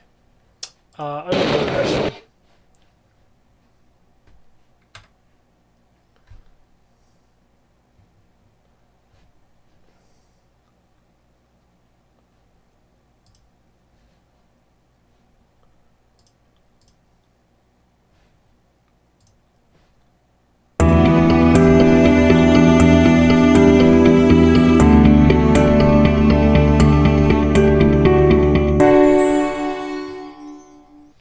Growth has produced crowding, pollution, starvation, species extinction, and social conflict. People at the Montreal North American Degrowth Conference suggested replacing cars with bikes, eating less meat, consuming less things that turn to trash, downsizing, rebuilding spiritual connections to Mother Earth, putting in controls that lower stratification between the rich and the poor, and between the weak and the strong. Presentations described a wide range of problems and their solutions. However, no report or panel integrated all the problems and solutions to answer the questions: how much degrowth is enough to create a global civilization that continuously delivers wonderful lifestyles while limiting inequity, preventing social conflict, and saving the environment? Had this report been written, part of it would have resembled the one created by NASA engineers who designed this space station. The design provided supporting resources and space for 3 people, a plan that was eventually scaled up to support 6. Those engineers were pretty nervous when the space shuttle brought 13 people for a short visit. If the shuttle could not return to Earth, the toilets designed for 6 would overflow. So here we are on Earth in the same predicament, with 7 billion passengers. Earth's atmosphere overflows with CO2, streams never reach their seas, mountaintops get pushed into valleys, wildlife has no place to live, and the rich crush the poor. If we ask NASA engineers to design global communities that don't have these problems, for example, a community in the Pacific Northwest that supported all the people in North America, that project would provide a way of calculating how much degrowth is enough. To start their analysis, think of civilization as a group of people supported on a plate. The plate is hanging from a chain. If any link in the chain breaks, civilization is destroyed and people die. These red links reflect resource limits: water, soil, energy, and minerals. These links reflect process limits: photosynthesis, biotoxicity, climate instability, and thermodynamic entropy. These gold links reflect elements of the social framework: rule of law, specialization of labor, economies of scale, and stratification of wealth and power. A peaceful, sustainable civilization breaks no links, today or in the future. Actually, we don't have to know the breaking strength of every link to know how much degrowth is enough. We just have to calculate the breaking strength of the weakest link. Let's begin a search for the weakest link by investigating our civilization's load on the energy link. The load is defined as the difference between energy deliveries and energy use. And when deliveries are less than use, the tank empties and the link breaks. To calculate energy use, we need to know how much energy it takes to support one person, how much it takes to transport him and his goods, how much it takes to build and maintain his home, deliver and prepare his food, make and clean his clothes, create his toys, power his services, maintain his military and government, create and maintain his infrastructure, provide his entertainment and recreation, and deliver 12 to 20 years of full-time education. Let me choose, for the sake of making the first of many calculations, the energy needed to support the average American. I realize that most of you will find his consumption obscene. However, we can downsize him if we find this degrowth estimate too demanding. If it takes 96 quadrillion BTUs of energy to support 306 million Americans, it takes 300 million BTUs per year to support one. It's enough energy to continuously light 110 100-watt light bulbs. Wait a minute. Most Americans do not turn on that many lights. A family of 4 uses only enough electricity to light 3 of these continuously burning bulbs. That means 97% of the energy he or she uses does not pass through the home's electric meter. It's delivered in the form of petroleum for transportation or natural gas for home heating, or it comes embedded in all these goods and services. Here is a graph of where the energy comes from. Natural gas, coal, and petroleum provide 83%. Biomass, the burning of our civilization's waste and the creation of alcohol, provides 4%. Nuclear reactors provide 9%. Hydroelectric plants provide 3%, and solar, wind, and geothermal provide 1%. How will the future affect these deliveries? The history of human energy use looks like this. Today, we live in a time of abundant energy. We might call it the fossil energy age. 100 years ago, we used little energy. Today, we are near the peak use. And in 100 years, during the lifetime of our children, fossil energy use will drop to near zero. This is ignoring the ability for nuclear to take over. But it'll take more energy to get it out and use it than it delivers. If this is true, 83% of today's energy won't be available. Nuclear power plants run on uranium from mines. Like oil and coal, there is a point where it takes more energy to get uranium out of the ground than the energy the uranium can produce. Oh boy. By some estimates, that point is at the end of this century. Oh boy, ignoring breeder reactors. Oh man. So this 9% won't be available either. Within False. False, false, false. What is nuclear.com? Where was it?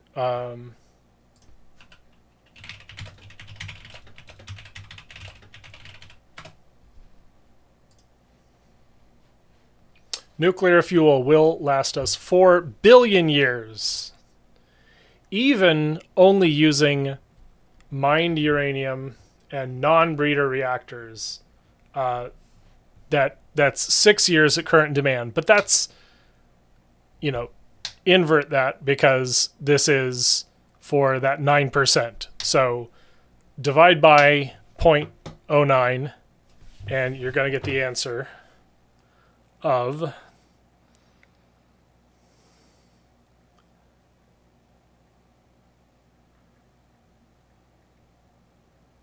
63 years. That is 63 years currently extracted uranium.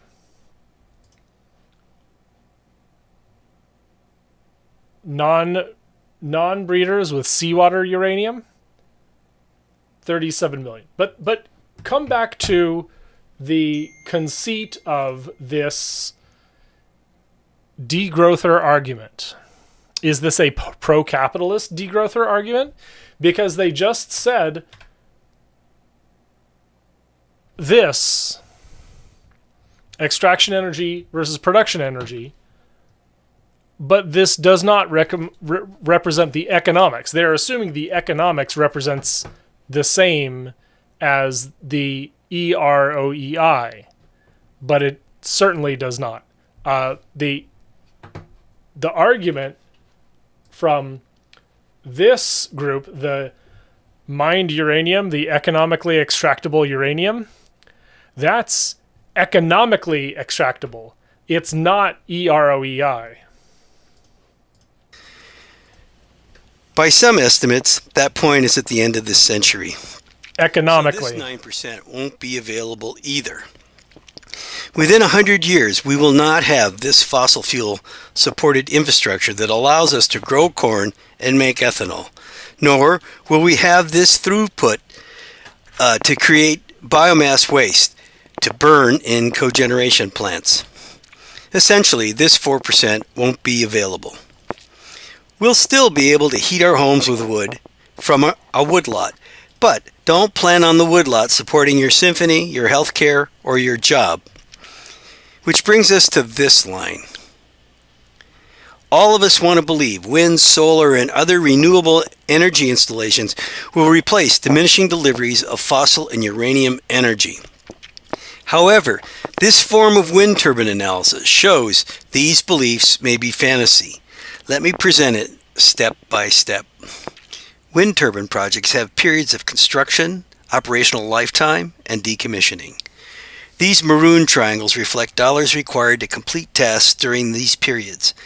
The blue triangles represent kilowatt hours sold to customers. The maroon can be compared to the blue after the kilowatt hours are converted to dollars and depicted as this orange column. And the maroon triangles already in dollars are the investment adjusted for tax breaks and investment grants and depicted as this column. The difference between the two is the project's lifetime income. This income can be divided by the project's investment to give EROI, dollars of energy returned on investment. EROI analysis makes investors happy because it tells if investing in wind turbines is better or worse than investing in offshore drilling. But our NASA design team is not interested in income. They're interested in usable energy to support a peaceful, modern civilization. They need to know the net energy of wind turbines, which is the kilowatt hours a wind turbine produces, the blue column, minus the energy used to create it, this red column. The trouble is, the maroon triangles are in dollars, not in energy units. The engineers must determine the energy required to manufacture, deliver, install, connect to the grid, and train and support staff. Plus, the energy used to create the roads, bridges, trucks, rail, manufacturing plants, and educational facilities. After quantifying investment energy, one can calculate the wind turbine's net energy contribution to civilization. Engineers can also calculate productivity of each energy process by dividing net energy by energy invested to get this different EROI, which is energy returned on energy invested. For example, the calculations show that corn ethanol produces 1.2 barrels of energy for every barrel used in its production. Tar sands gets 4 barrels of energy for every input barrel. Photovoltaics get 12 kilowatts out for every kilowatt used in production. Windmills have EROIs near 18, and petroleum production varies. Reservoir exhaustion lowers EROIs, while technology raises them. For example, when reservoirs were full in 1900, it took the energy in 1 barrel of oil to get 100 barrels to market. Today, petroleum EROIs have dropped below 20. Conversely, the EROIs of wind production have risen, and after these two curves intersect, wind looks like a better energy source for NASA's new community. However, the wind's EROI calculations are misleading. First, in our civilization, this infrastructure is used by millions of cars each year. When prorated, this wind turbine delivery truck can be assigned but a small part of the bridge's embedded energy. However, if there were no cars in the new civilization, the wind turbine project would be assigned 100% of the energy required to build and maintain this bridge. Second, our infrastructure was created with a cascade of sub-projects, each with its own embedded energy, and each with investment energy to make that energy. When oil and coal within EROIs of 40 to 60 were used to complete bridge projects, the investment energy was small. When this bridge was rebuilt with wind turbine energy, EROIs of 18, investment energy will be much bigger. This error in the EROI analysis is just the tip of the iceberg. To fully understand it, visualize the world without fossil and nuclear energy as an island with only... Why did he skip the EROI of nuclear? That's a big question, isn't it? The net energy will be smaller. Wind EROIs may get too low to support a modern civilization. If EROIs of renewable energy production get too low, they will not be able to replace fossil fuels. In 100 years, even this 1% may not be available. We may be running civilization on this 3% of today's energy deliveries. It will be provided by these large dams built with fossil fuels but potentially maintained by the power they produce. True, even hydroelectric projects do not last forever, but they might last 500 years before they silt in. Even silted in, they still produce the same energy. It's just not evenly distributed throughout the year. In 500 years, with high levels of technology, maybe we'll find a way to store energy, or even a new energy source. However, this technological advancement depends on the existence of a peaceful, modern civilization during the next 500 years. Technology won't advance if civilization collapses into conflict. In summary, without the creation of new energy sources, energy deliveries on the North American continent could decline to 3% of present. which means energy use for the residential, commercial, industrial, and transportation will also decline to 3%. 3% energy will support only 3% of the U.S. population, or about 10 million people. If everyone on the North American continent desires to live the average American lifestyle, the 32 million Canadians, the 306 million Americans, and the 144 million Central Americans, which sum to 480 million, will have to decrease to a total population of 10 million people. How much degrowth is enough? This estimate, a 98% population reduction.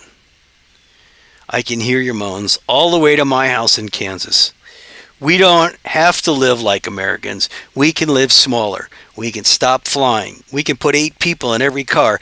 We can put 8 couples in every bedroom, eat like vegans, have 1/8 the clothes, 1/8 the gadgets, 1/8 the services, 1/8 the military and government, 1/8 the infrastructure, 1/8 the symphonies and baseball parks, and 8 kids can share the same textbook. If you're willing to implement this downsize, the same energy can support 8 times 10 million or 80 million people. Then, an 83% reduction is enough degrowth. Molly wants to know, how soon will the degrowth have to be completed? Within your lifetime, Molly. And if we don't do it, Molly asks, this energy link will break, your civilization will crash, and Molly, it's going to take you down with it. In closing, how much degrowth is enough? 83 to 90% depending on desired standard of living. Checking the breaking strength of other links, for example, soil, climate, rule of law, produce similar degrowth estimates.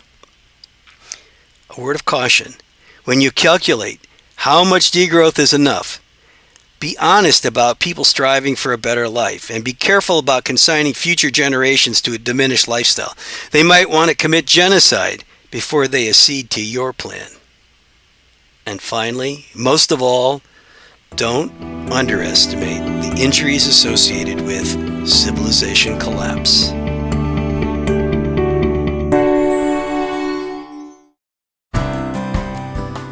By assembling enough dominoes into Doomer content for sure.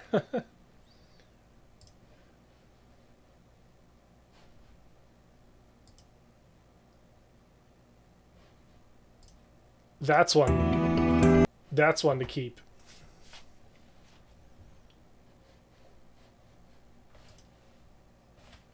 Let's keep that. All right, next one.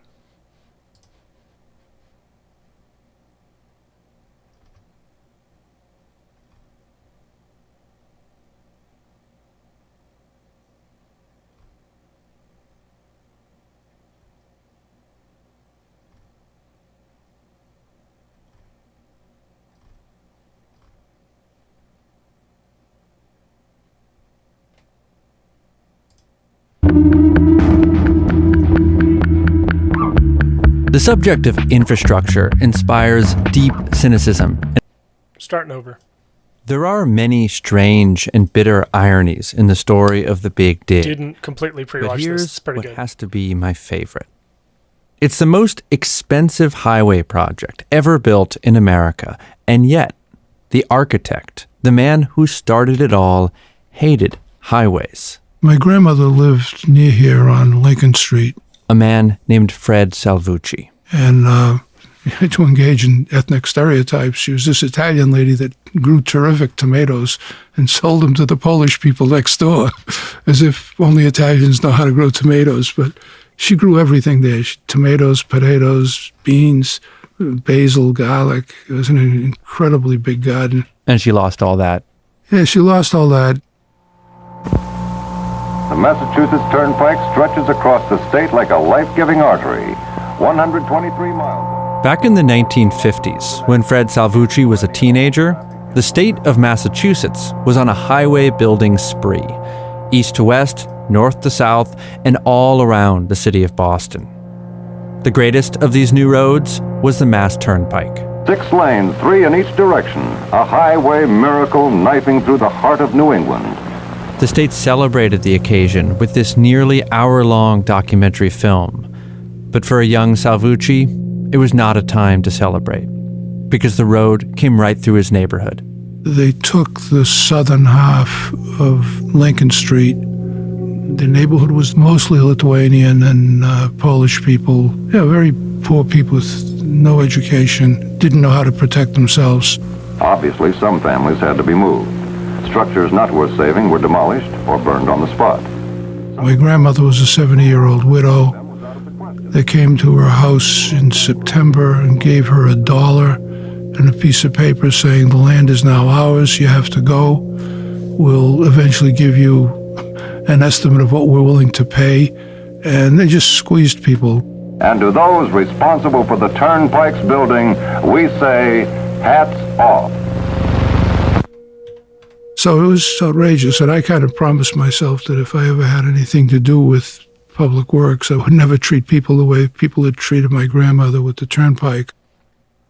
So why is it that a man scarred by highways would set out to build one?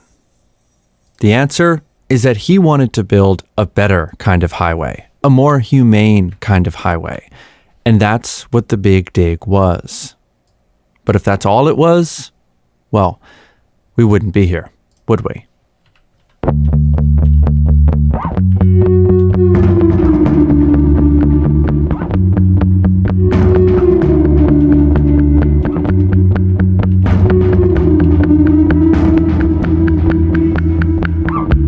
The subject of infrastructure inspires deep cynicism in America today. There's a feeling that once our cities were the envy of the world, but now we can barely keep our trains running. That once we built the interstate, and now anytime we even attempt something ambitious, it's over budget and behind schedule before a single shovel hits the dirt. Running nearly 3 years behind schedule. Delay could jeopardize the train's funding plan and... There's almost a sense of glee each time our doubts are proven correct. A multi-billion-dollar project now... We can shake our heads and laugh it off. What a joke. But only after many more years of costly and complicated construction. For me, no one project embodies the cynicism around American infrastructure quite like the one Fred Salvucci would one day take on. What we here in Boston call the Big Dig. If you think you are furious about the Big Dig, the mess, and the cost overruns, you've got company. If that name, Big Dig, has only the vaguest meaning to you, don't sweat it. We'll get there. But it was a tunnel project. And when I was growing up in Massachusetts in the 1990s, it was hard to ignore. Back then, the project went by many names. It was called the Big Mess, the Big Hole, the Big Pig, the Big Lie. It was, as everyone loved to point out, the most expensive public works project in American history, full stop. It went on, in my young mind, forever, from before I started kindergarten until after I graduated high school. And at the end of all that, it was held up for the world to see as a boondoggle. A $14 billion fiasco. A cautionary tale. Everything that could go wrong. A punchline. The Big Dig, a construction project that backed up traffic for 16 years. I mean, there are commuters just getting home now. But if it is a joke, then the joke's on us. And I don't just mean us, the suckers up in Boston. I mean all of us. Because there are big things that need building in this country. And I, for one, want to know where that cynicism comes from. The feeling that America can't build big things.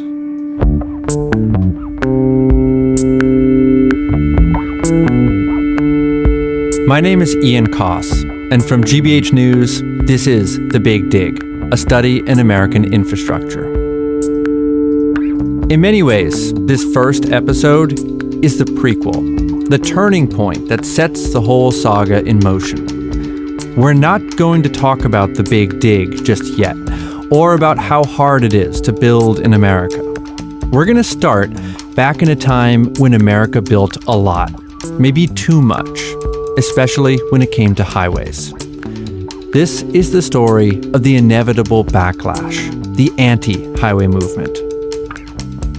Part 1. We were wrong.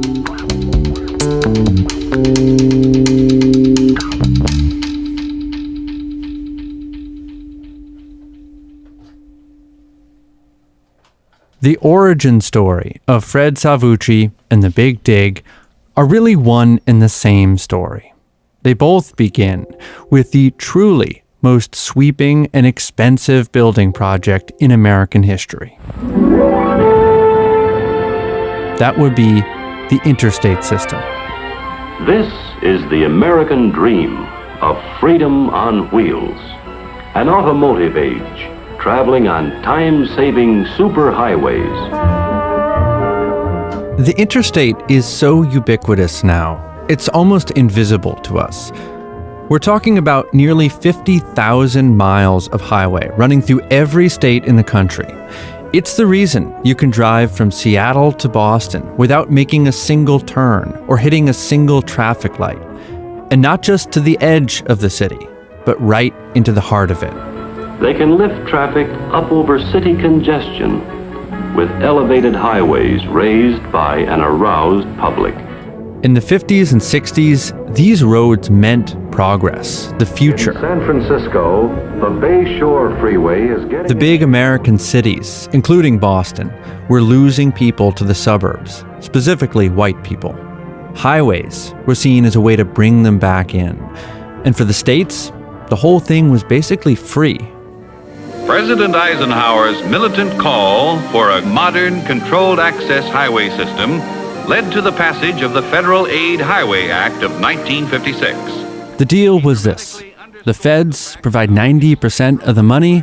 The states are responsible for the planning and building, as long as what you're building is an interstate highway.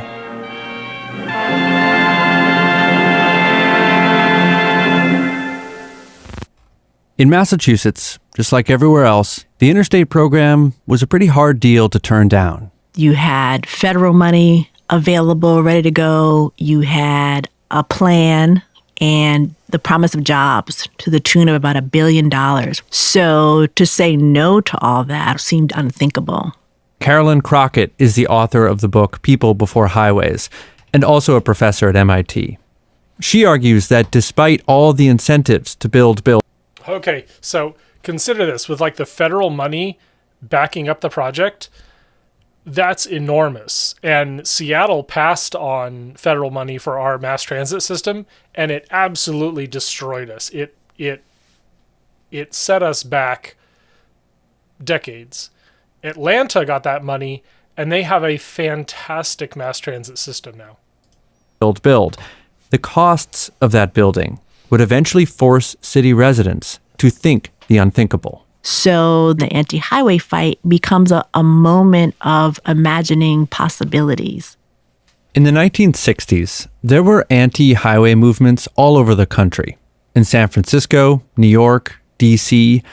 In many ways, Boston was late to the party. But the consequences of what happened here would be more sweeping than any of the highway battles before it. It would change the way cities and states around the country thought about their urban highways.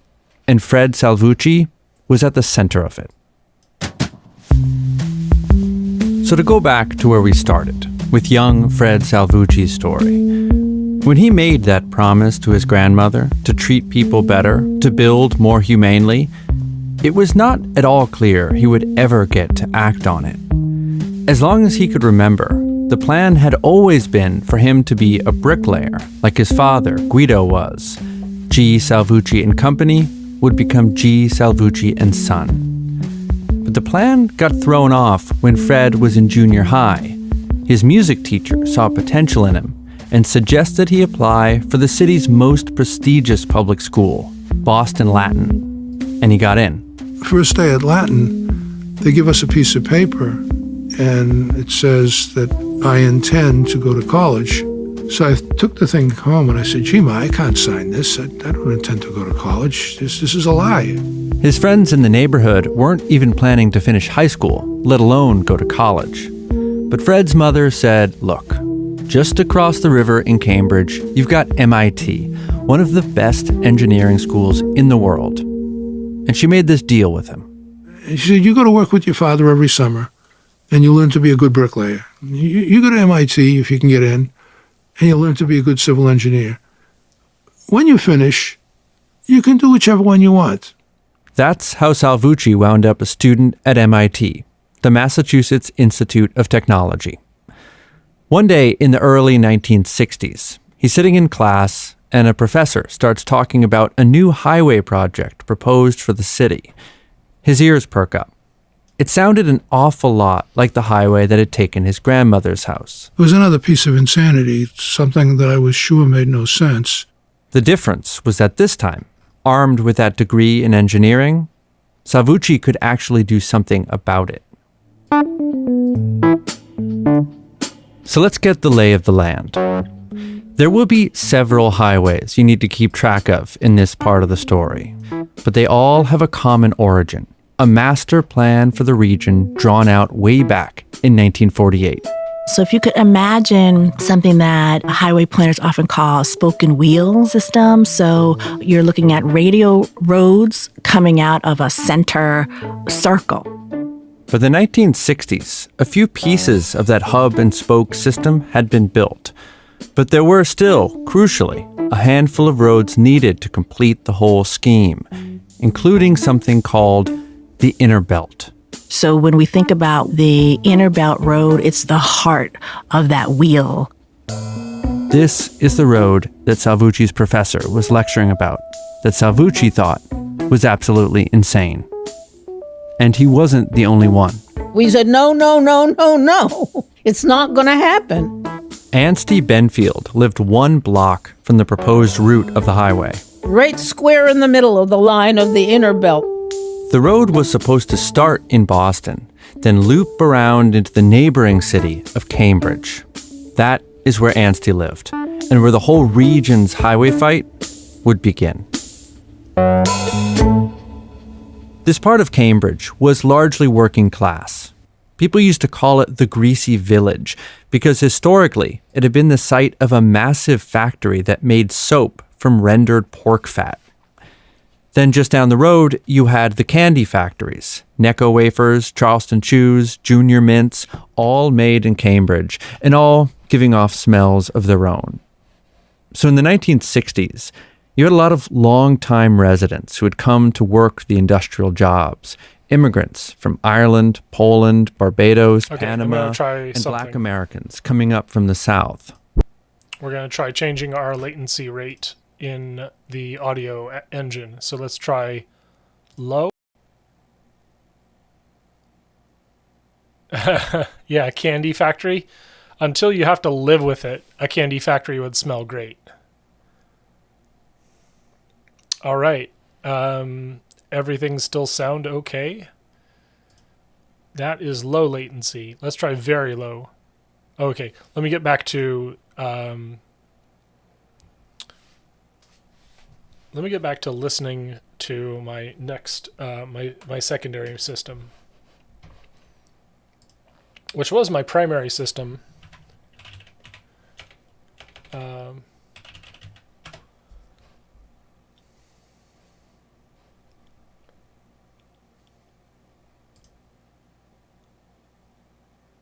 Very in sync. Well, that's good.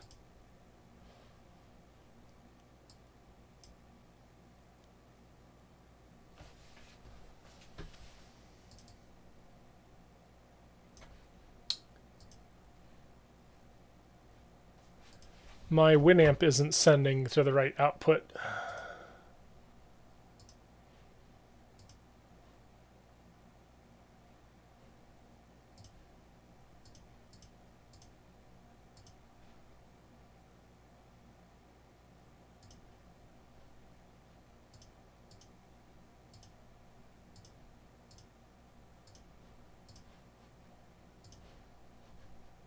Well, I'm looking at the wrong device, I'm sure.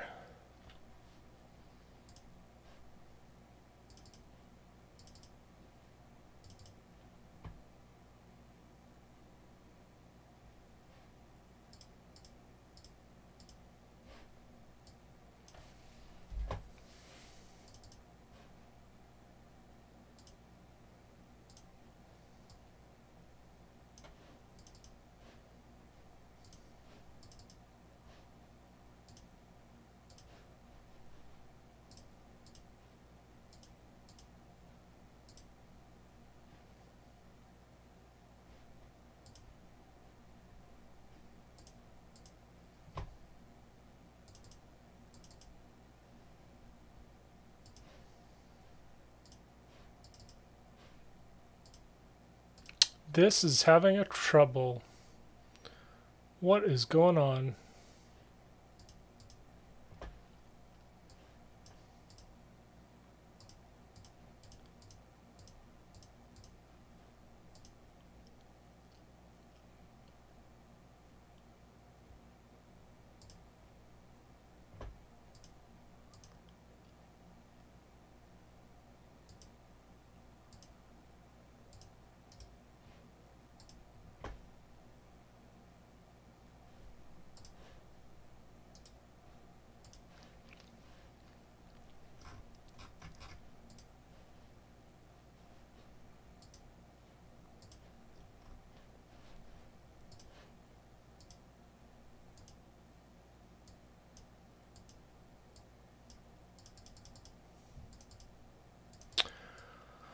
Well, now I'm not getting audio monitor.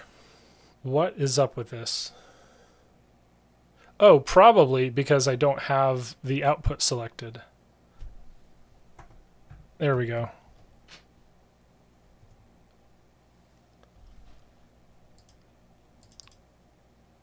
Okay.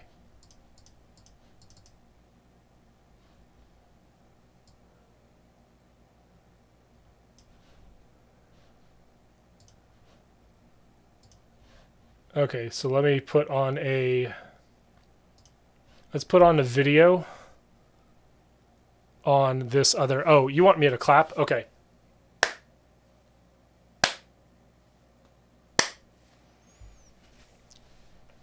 If I was off before, I apologize.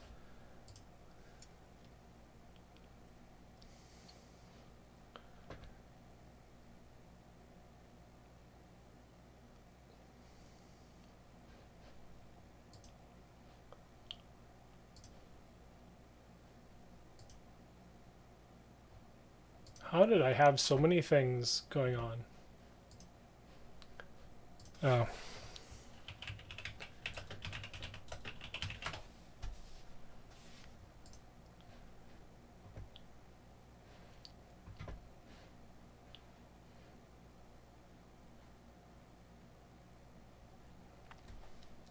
That's actually pretty good on my secondary system.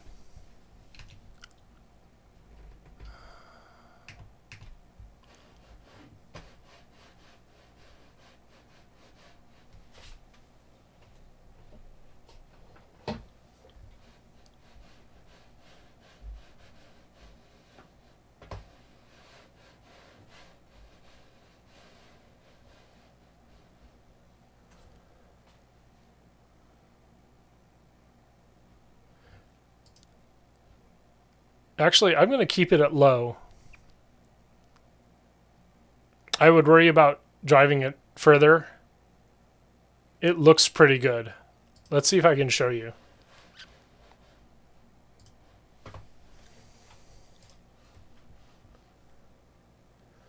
Oh, I need to go back to it.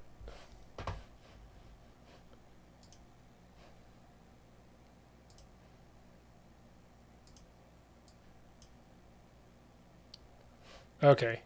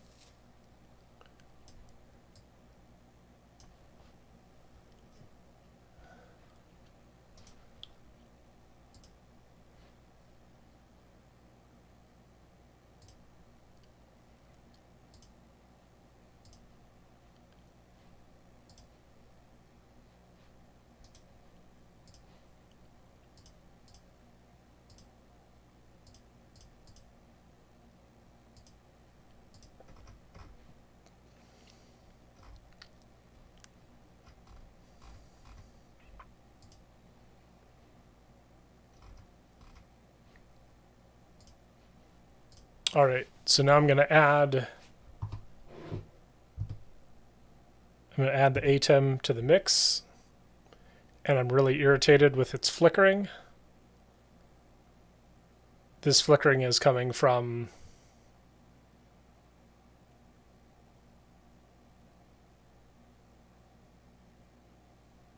Yeah, it's coming from the output. Yeah, it's coming from the output converter. You will now. So that's going to really irritate me.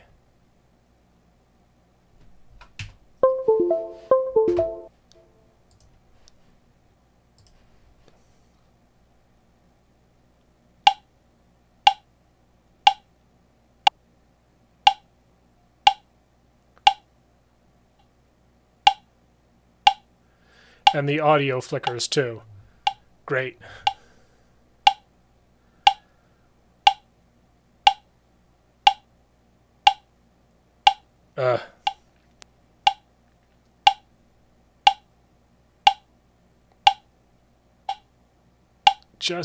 It's really hard to tell, but okay. I think I know what to fix. I'm going to go back to this video.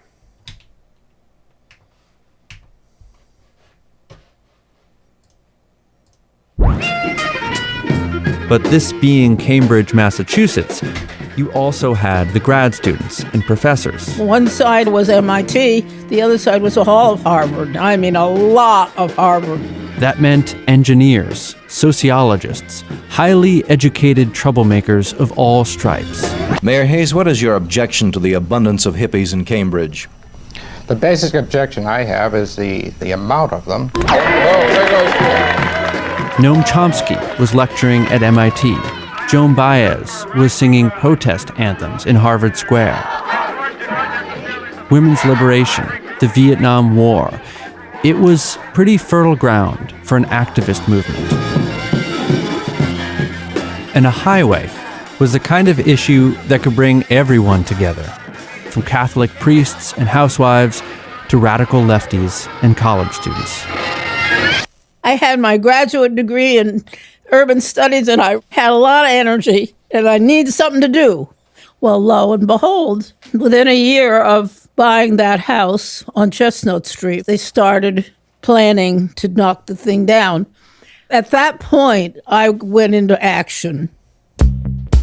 In early 1966, Anstey collected over 1,000 signatures from other residents along the Inner Belt route. I took the pile of signatures and nailed them to the wooden doors of City Hall. There's a picture of this in the local paper, the Cambridge Chronicle, with Anstey carrying her 2-year-old daughter on her back. Within 2 weeks, they changed the wooden doors to glass.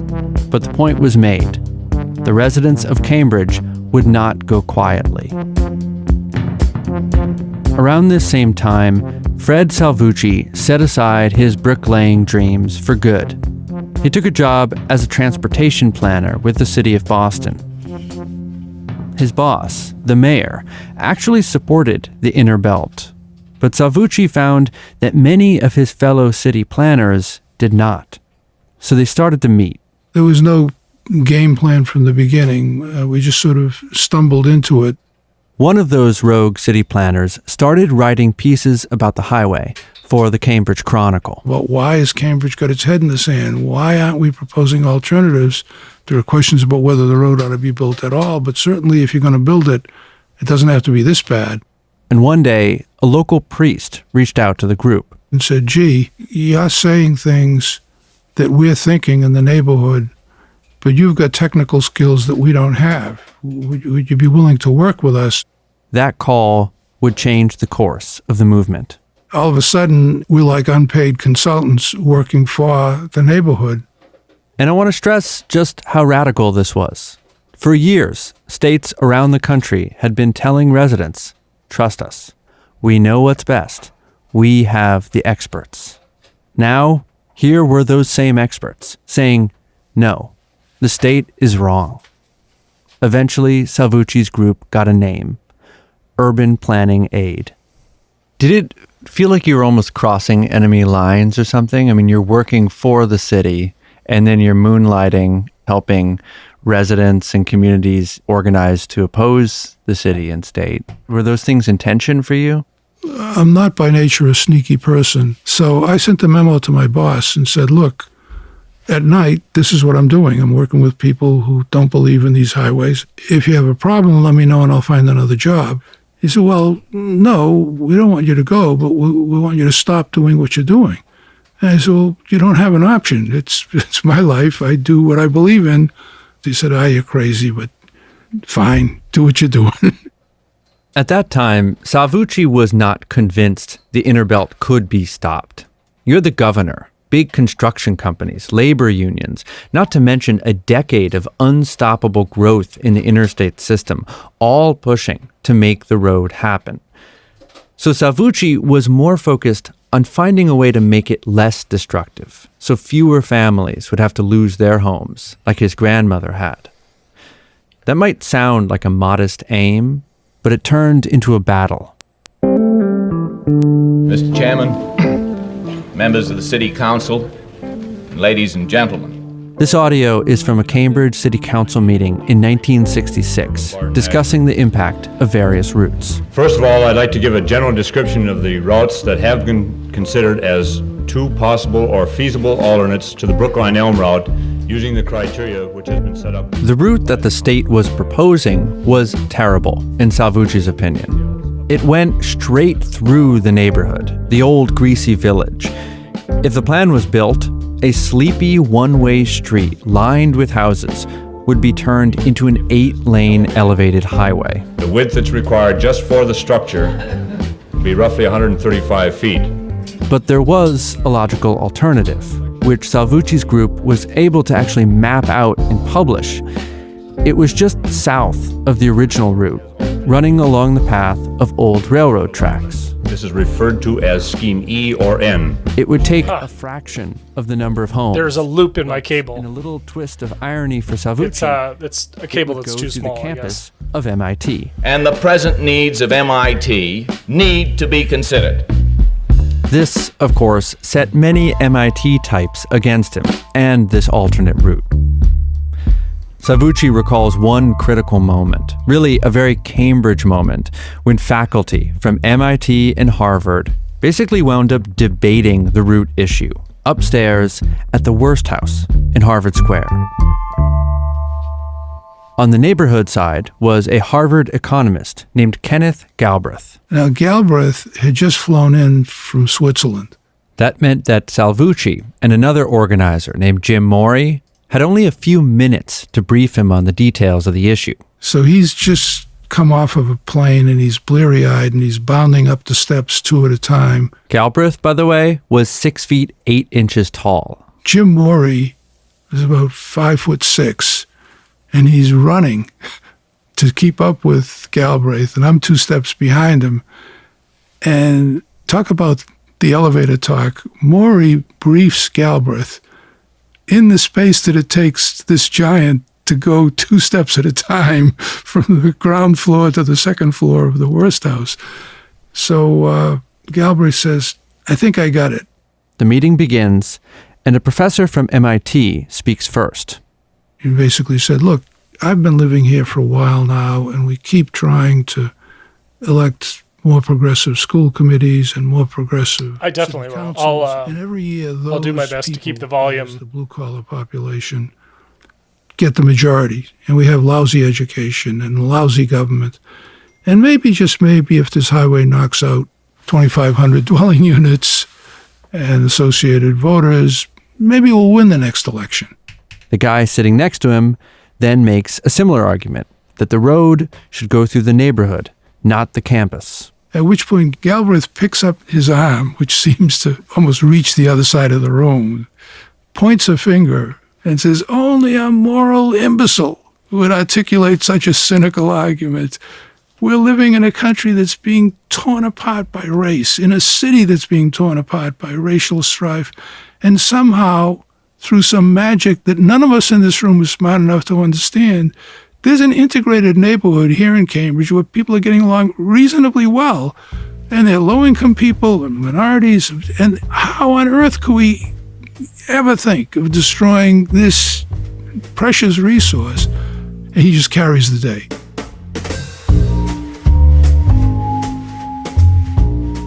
These debates over the route were strategically important. They bought time, drew attention, and made sure that the whole city of Cambridge had a stake in the issue. As long as the road could go anywhere, everyone had a reason to oppose it. But ultimately, the fate of the Inner Belt could not be decided in Cambridge. This fight was bound for higher places, the governor's office, the White House. The trouble is, the occupants of those high offices could always change, and that would force the activists to change too. This election coverage is coming to you from WGBH-TV and WGBH-FM Boston. 1966 was an election year for governor, and the man running to keep that job was named John Volpe, and he was a highway guy. Before becoming governor, Volpe had owned a major construction firm and then served as the very first leader of the Federal Highway Administration under Eisenhower. Surprise for you, we're going to be playing some Cambridge City today, Skylines there's 2. a mural that shows angry Because residents. it's my standing birthday, in and front I of bought the myself a bulldozer. game. It's a little hard to tell just by looking, but if you ask Anstey Benfield, the man in the bulldozer is no other than Governor Volpe. We're going to Volpe headquarters directly at this point. The election was November 8th. Urban Planning Aid scrambled to publish new data about the highways just beforehand, but it didn't matter. And joy is really broken out here at Volpe Richardson headquarters. Volpe was here to stay. During the next 4 years, we will try to work as hard, if not harder, than we have during the past 2 years. And again, as I say, place Massachusetts #1 in all fields of endeavor. Thank you very much. So with the highway supporter firmly entrenched in the governor's office, the anti-highway activists now took their fight further up the ladder, to Washington. And within a year, we had 4 or 5 busloads of kids to Washington. And, oh, yes, I can tell you, we had signs that said Cambridge is a city, not a highway. And all the kids started chanting, Cambridge is a city, not a highway. They will never build roads through our homes. And we would holler these songs out all the way to Washington from Cambridge. Oh, that ride was amazing. Anstey Benfield showed me another newspaper clipping. 3 kids sitting on the grass outside the Capitol with the headline, Lollipop Lobby. That was on the Washington Post front page. I mean, that was the kind of thing that drew attention to our objections. Yeah, it's hard to say no to 150 singing children. That's exactly the idea. And the strategy paid off. The Lyndon Johnson administration ordered a pair of new studies on the Inner Belt, questioning both where the belt should go and whether it should be built at all. It was a huge win for Benfield, Salvucci, and all the anti-highway folks. I'm going to put this on a different screen.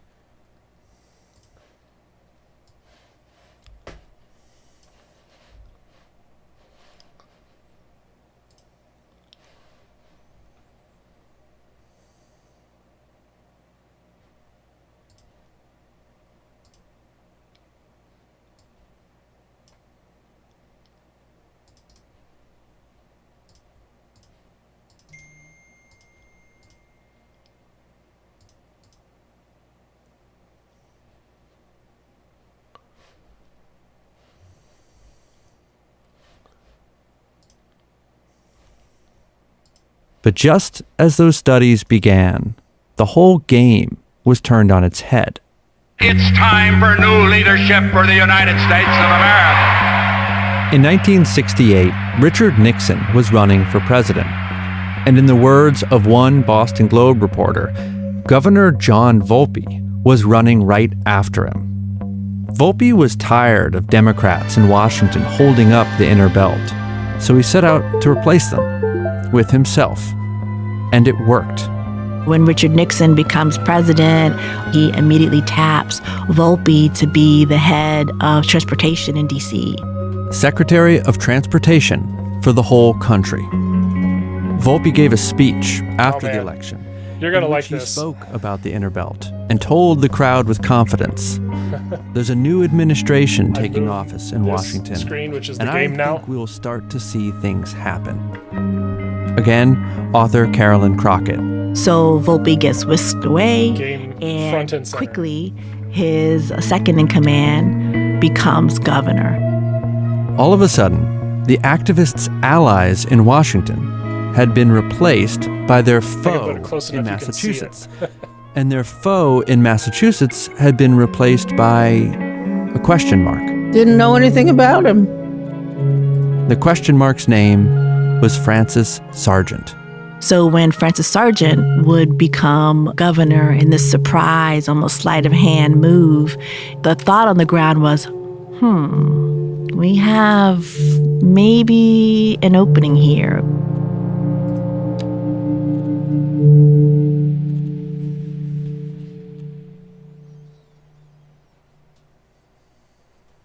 At the same time that the debate over the inner belt is playing out in Cambridge, work is already beginning on another new highway in Boston. It's called the Southwest Expressway. And it's important because when linked together, the Southwest Expressway and the inner belt would carry traffic from Interstate 95 straight through the city.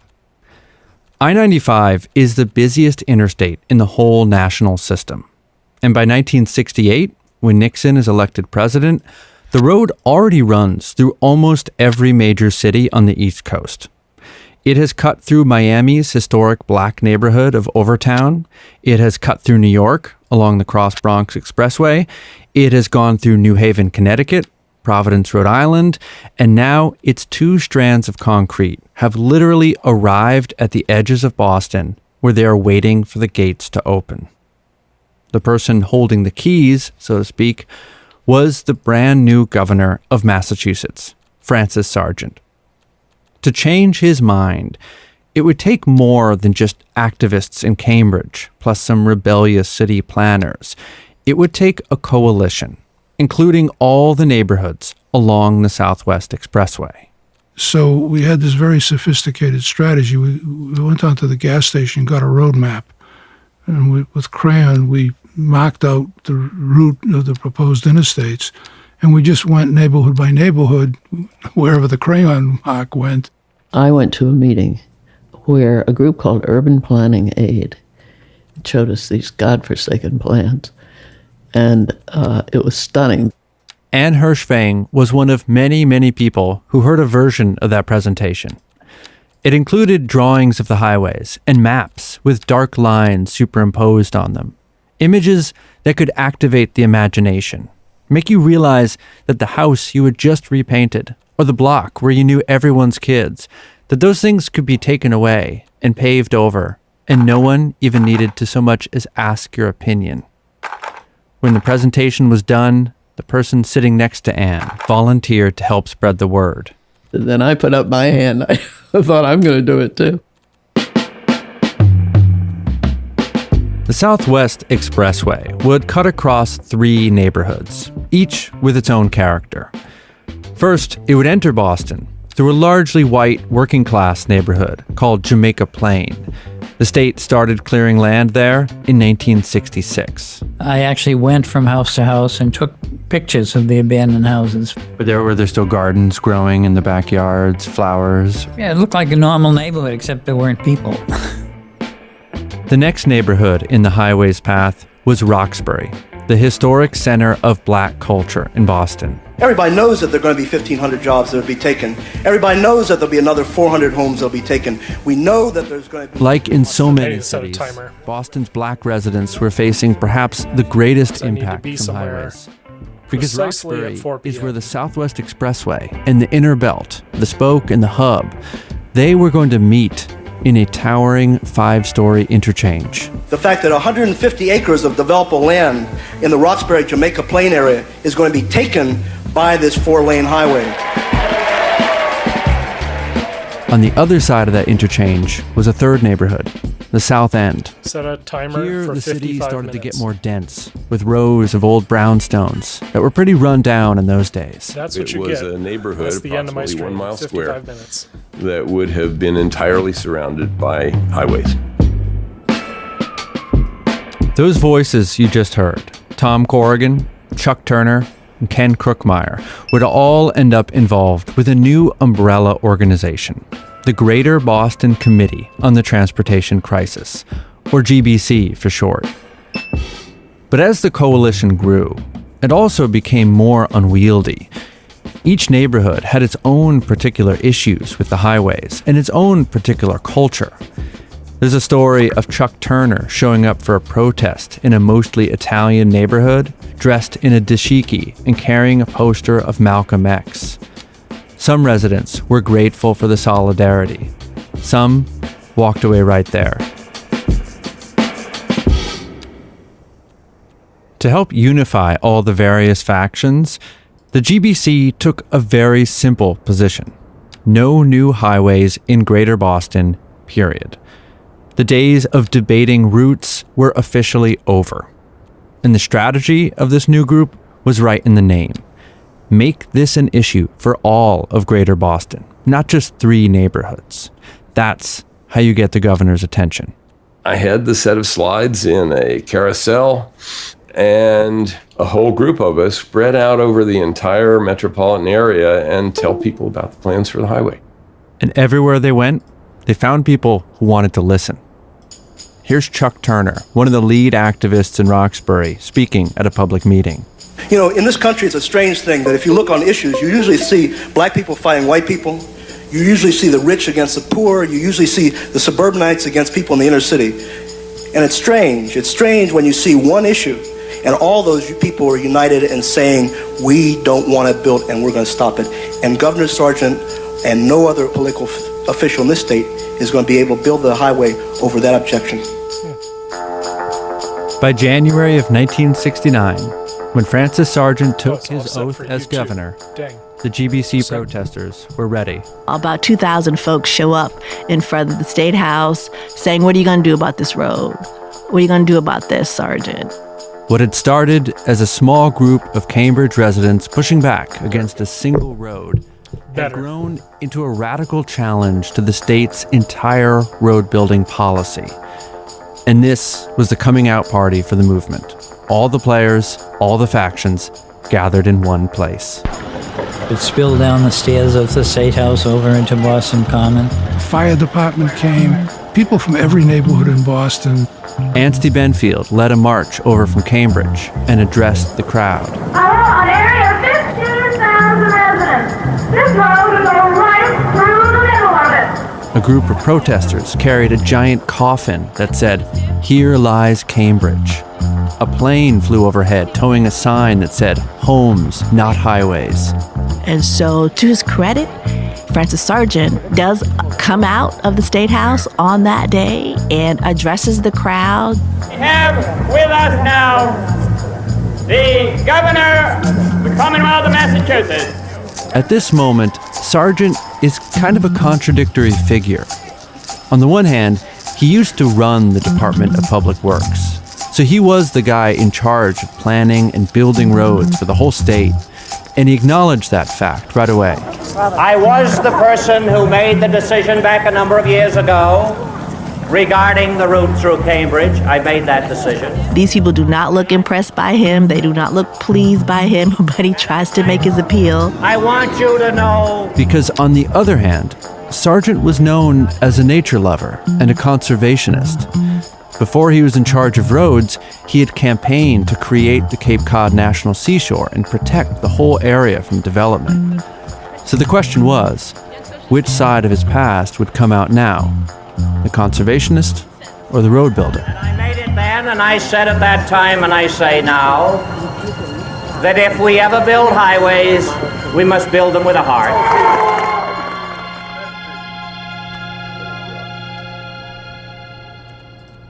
The only concrete promise Sargent made that day was to review the whole issue of urban highways and come back with a decision.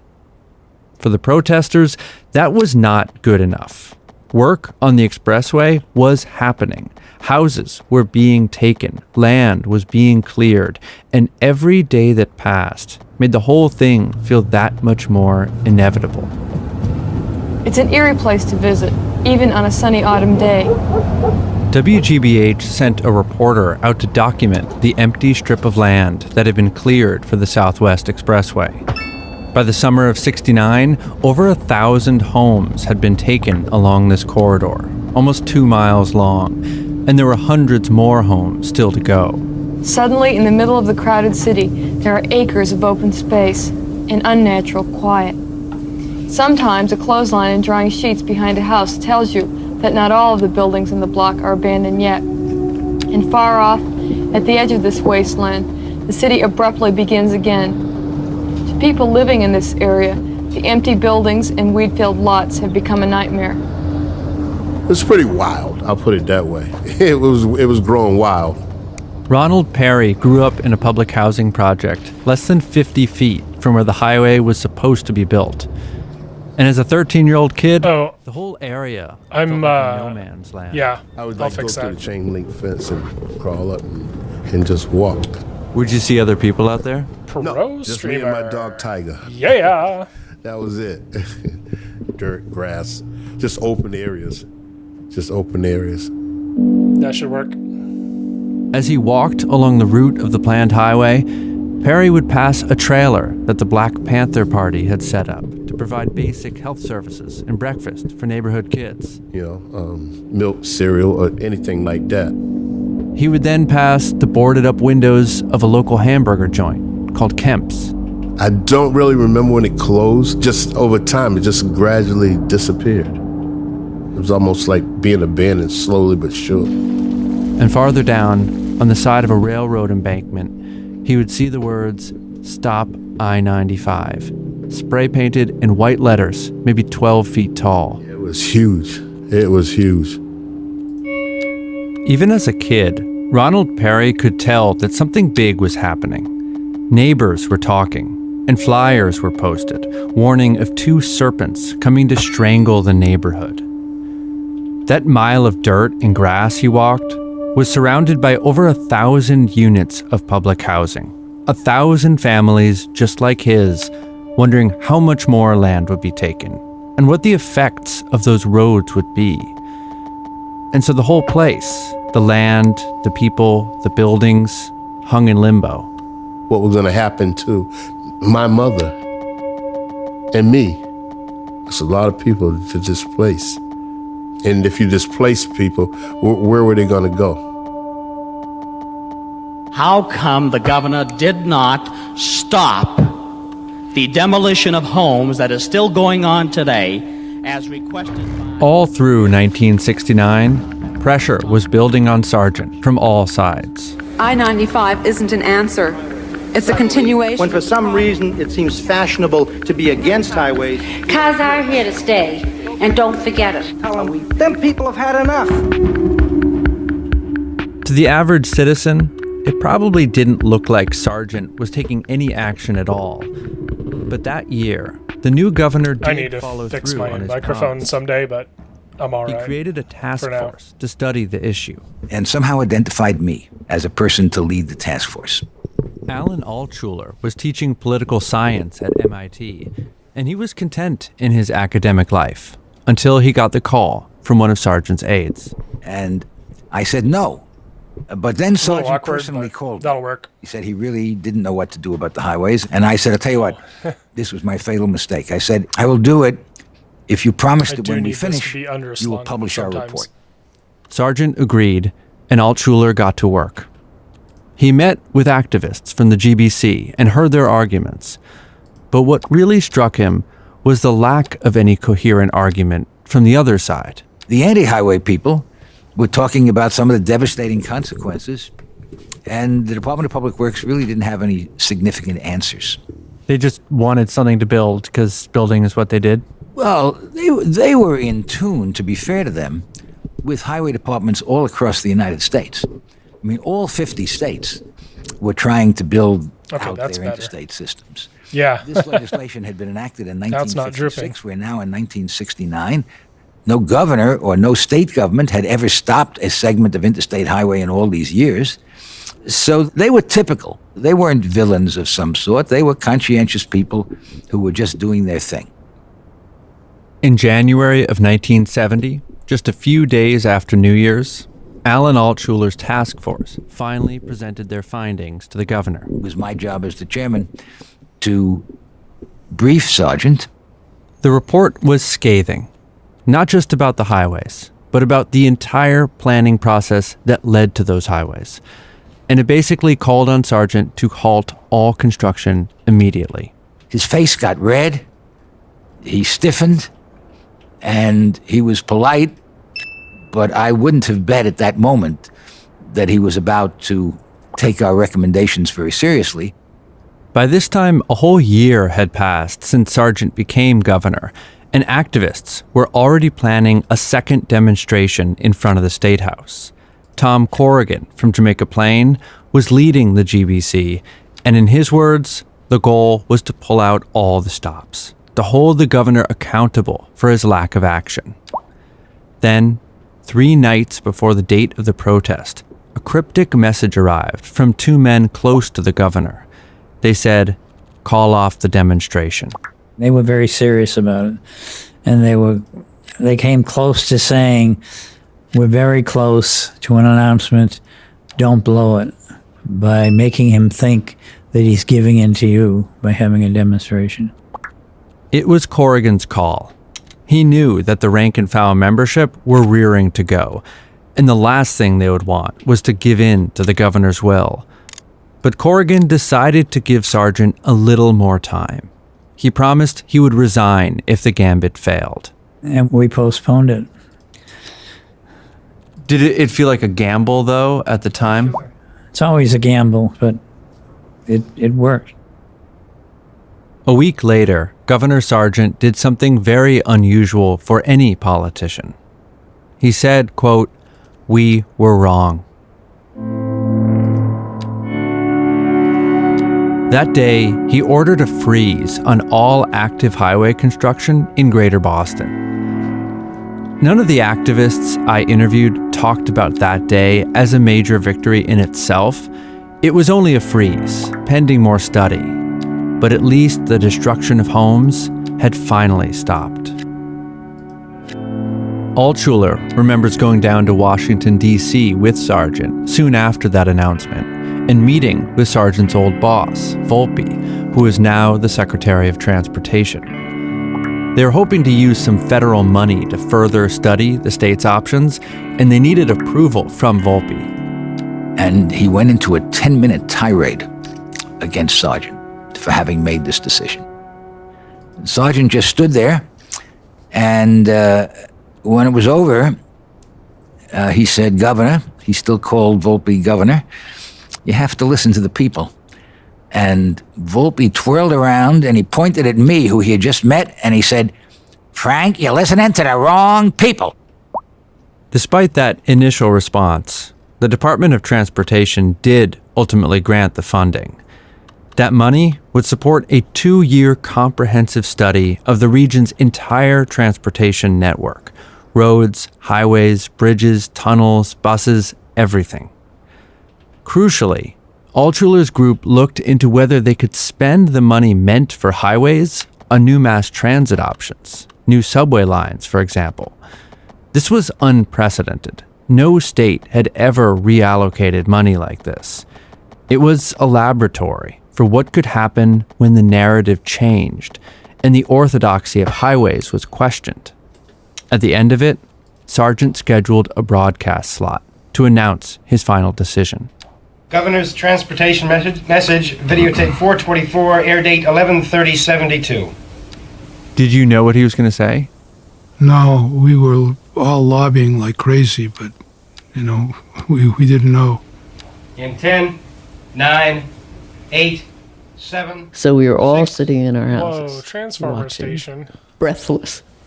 Here is the Governor of the Commonwealth, Francis W. Sargent. I present to you tonight decisions touching the lives of all of us. I will ask that you share the risks. I'll show you the opportunities. The problems of transportation have held us prisoner for 40 years, and recently that captivity has become intolerable. You, your family, your neighbors have become caught in a system that's fouled our air, ravaged our cities, choked our economy, and frustrated every single one of us. Shall we build more expressways through cities? Shall we forge new chains to shackle us to the mistakes of the past? No. We will not repeat history. We shall learn from it. We will not build the expressways. I think Sargent's decision to cancel the road was a shock. Better than anything I could have hoped for. So he announced this, and we all, in our individual houses, leaped up and ran to the GBC headquarters and drank and cheered and hullabalooed. It was a miracle, it seemed. Joy, and happiness, and thank the good Lord. With that speech, Sargent removed almost 25 miles of highway from the interstate system, the first time any state or governor had done so. Sargent then went on for almost 15 minutes, detailing how the state would seek alternatives to the canceled highways and invest in mass transit. Yes, highways had been canceled before, but not like this. Not on this scale, not with this kind of authority and vision. I think it's worth sitting with Sargent's words for a little longer and reminding ourselves, this is a Republican governor and former commissioner of public works, speaking in 1972. The risks we take come down to betting on ourselves, on people versus things, on people versus automobiles, on people versus the reckless destruction of our homes, our environment, the very quality of our lives, all in the false name of progress. The only real progress is the progress of people. I've counted on your help before, and it's been there. I call upon you once again, and I'm sure that you will answer that call. Every time I hear those words, I feel inspired. Awed, really, that our governor could speak with that kind of unabashed idealism, that belief in government, and also with the conviction that it wasn't just talk, it was action. Feels refreshing, to be honest. My interest in this whole story springs from a feeling, a hope, really, that our nation is on the precipice of a new era of infrastructure. And I'm not just thinking about roads and bridges here. I'm thinking about wind turbines, solar farms, transmission lines, battery plants, about making our buildings more energy efficient and our coastlines more resilient to storms and flooding. If you look at any optimistic scenario for surviving climate change, it involves building stuff on a totally unprecedented scale. In a way, Sargent had it easy. He was choosing not to build something, to keep things as they were, and I don't think we have that luxury right now, which is why the story I'm most interested in is the story of what comes next. It's not about what our state said no to. It's what we said yes to. What we did build. Among the many physical legacies of Boston's anti-highway fight, there's now a train line that runs where the Southwest Expressway was supposed to go. This is Roxbury Crossing. If you get off in Roxbury, those acres of cleared land are home to a community college, a health center, Boston Police Headquarters, and the largest mosque in New England. Do you know where to get the Back Bay bus? Yeah, you want to get on the train towards Oak Grove in 2 minutes. Imagining a highway here now, it's unthinkable. And out at the edge of the city, you can still see where the 2 strips of concrete dead end in the woods, never to be continued. But there is another legacy, a connection that most people don't talk about, and that I certainly didn't understand growing up. Because in that same speech Sargent gave, there are a few lines about an ambitious and visionary idea. Interesting long-term idea, but we'll see. What if the city could go further than just stopping highways? What if it could tear them down, put them underground, and stitch the city back together? This would be better than learning from the past. It would be correcting the past. That actually became the origin of the Big Dig. And in 2 years, Fred Salvucci would be in a position to take it on. Thank you all for joining us here today for the announcement of a very, very important decision. And it's a decision which required more than a little soul searching on my part. That's next time.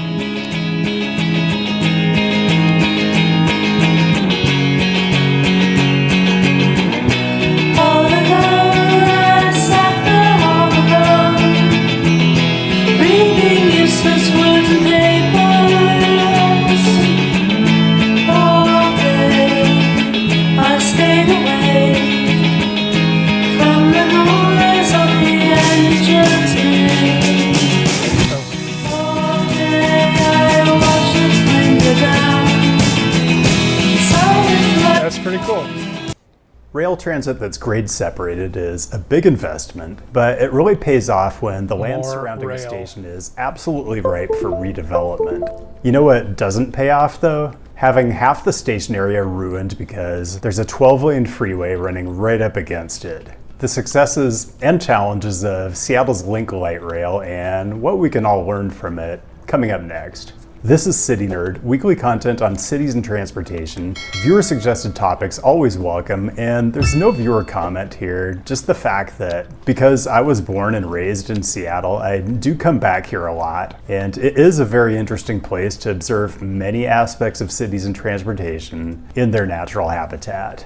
So in a previous episode, I'd boarded the Amtrak Cascades down in Portland. Well, 3.5 hours later, I stepped off the train at King Street Station on the south edge of downtown Seattle. And there really is a lot to talk about in downtown Seattle, and I will come back to that in a later episode. But what I really wanted to talk about this time was Link Light Rail, but not downtown. Instead, I really wanted to go deep into Seattle's north end to the last and newest stop on the line, the Northgate Link Station. If you're coming from downtown, every station is underground until you get to Northgate, where the train emerges from a tunnel around Northeast 95th Street and climbs to an elevated alignment terminating at the station. So it's fully grade separated, which is great for operations, but it does mean that from street level, you have to climb to a mezzanine where the ticket machines are if you didn't have the foresight or wherewithal to just buy one on your phone. And then you have to climb to the station platform. And that's always a trade-off with grade separated transit. There's just going to be a bit more access time getting to the actual train, which isn't a big deal, except from all reports, Sound Transit seems to be having a lot of trouble keeping their escalators operational. And unfortunately, can confirm, I kind of got used to this with the pedestrian bridge escalators in Vegas last year, but those are fully exposed to the elements and it gets to like 115 there. So I don't know what Seattle's excuse is. I am going to come back and talk more about the link service and the station itself, but let's get into some of the adjacent land use. The first notable thing about this elevated station is it has just a breathtaking view of Interstate 5. Now, if you watch this channel with any regularity, you know I'm not a fan of freeway adjacent transit. And I don't want to harp on it here too much because what's done is done and we just kind of have to make the best of it, but let's just recap for the sake of completeness. First of all, it's the vehicular traffic. I'm going to get to this later, but for decades, this site had a very large shopping mall on it with an ungodly amount of surface parking. There are some other factors here too, but the upshot is I-5 here at Northgate Way has a pretty high capacity, pretty complex interchange. Just for the northbound direction alone, you've got an on-ramp at Northgate Way itself. You've got an on-ramp and an off-ramp for the I-5 main line at Northeast 107th Street. And you've got a combined northbound off-ramp / southbound on-ramp for the reversible express lanes at 103rd Street. The result is a ton of capacity for moving vehicular traffic into and around the station area, which I don't know is really the vibe you want around a high capacity transit node, let alone the noise, the pollution, and the crash exposure. Traffic's just the beginning though. The I-5 right-of-way is around 500 feet wide at this point, and it's taking up some of the most valuable catchment area for this station. Catchment area that's really just steps from where you get the train. So that's bad, but I don't even know if that's the worst of it. For all of the other land that's in the highest value radius of the transit station, you're gonna be building right up against a 12-lane freeway.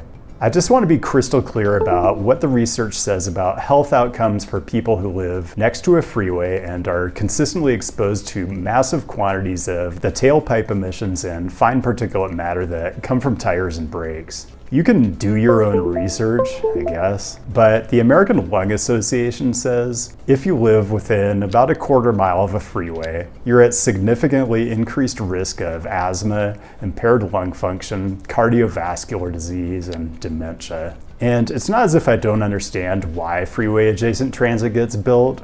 The right-of-way is always a lot cheaper. You avoid all the neighborhood opposition. There are logical reasons why we keep doing this over and over. Pedestrian only. Doing it doesn't make it a good idea. It's almost as if cities need policies explicitly prohibiting the planning of freeway running rail transit just to keep decision makers from following the path of least resistance every time. Either build high capacity transit away from freeways, I think I want to start over. Just get rid of the freeways.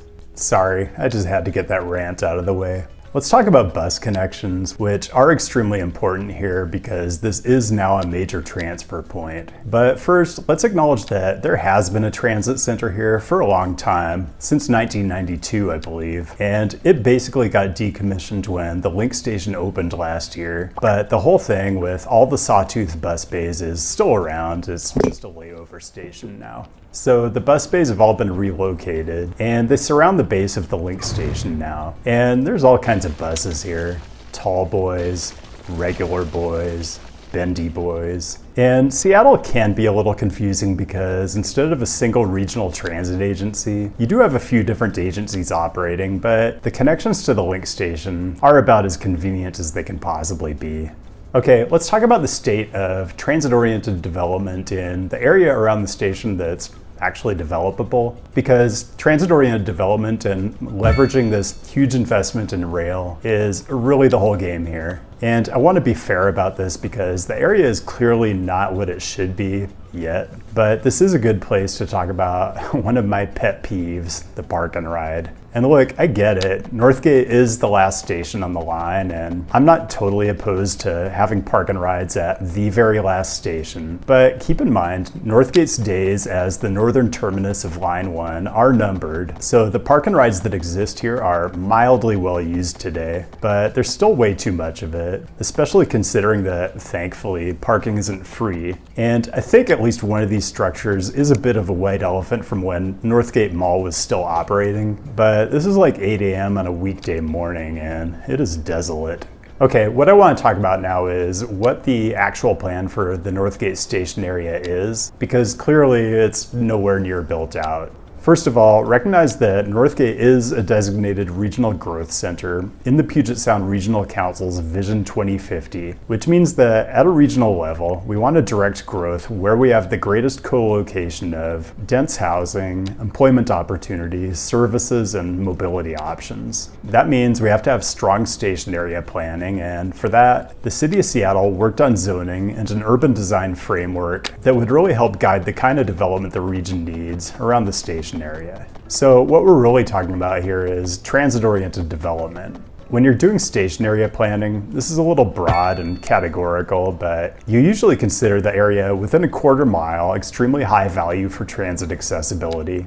A half mile is somewhat high value.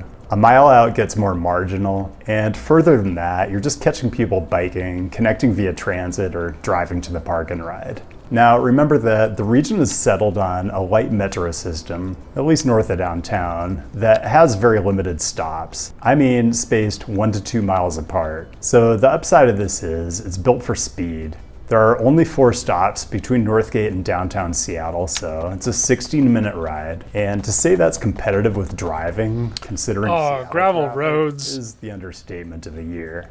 The downside of 1 to 2 mile stop spacing is access. There are limited locations where you're going to be within the quarter-mile catchment area of a link station, so it's all the more important to have the best walking and biking connectivity you possibly can, with as much density as you can possibly get in those limited locations. And we've already established that the region has kind of shot itself in the foot by running adjacent to I-5 here, but they did make a sizable investment in the John Lewis Memorial Bike and Pedestrian Bridge, which is really the bare minimum you can try to do to capture ridership from people who want to walk and bike from the other side of the freeway, since the nearest crossings otherwise are Northgate Way, about half a mile north of the station, and Northeast 92nd, about a half mile south. And it is an important connection because directly across I-5 from the Northgate Link Station is North Seattle College. Full disclosure, as an undergraduate, my academic path was a little unorthodox, and I spent a couple of quarters at this aesthetically lovely institution getting my GPA right. So I do have a soft spot for this place, and I don't care what you all say, brutalism is back. Before we talk about the immediate station area, let's check in on the connectivity to adjacent neighborhoods, which is pretty important when your stations are 1 to 2 miles apart. I just want to point out that to get from the core station area to the established residential part of the Maple Leaf neighborhood, you have to cross 5th Avenue, which I wouldn't even call a strode. It's just one travel lane in each direction. But if the fact that there are both big buttons and crossing flags is any indication, this probably isn't the most comfortable pedestrian environment. And when you get into the residential streets, you're in one of these misbegotten parts of Seattle that was developed before the invention of sidewalks, I guess. Annexed into the city in kind of a quasi-rural condition, and then just left to fend for itself for decades without basic urban infrastructure. Not a situation unique to Seattle, but it does make for a challenging pedestrian environment. Don't worry though, they did put up some Vision Zero signs, so problem solved. More full disclosure, this is literally where I'm from. It's where I grew up. Northeast 92nd is the last street that has sidewalks. They just kind of disappear after that. So you could literally say, I grew up where the sidewalk ends. That's your poetry for today.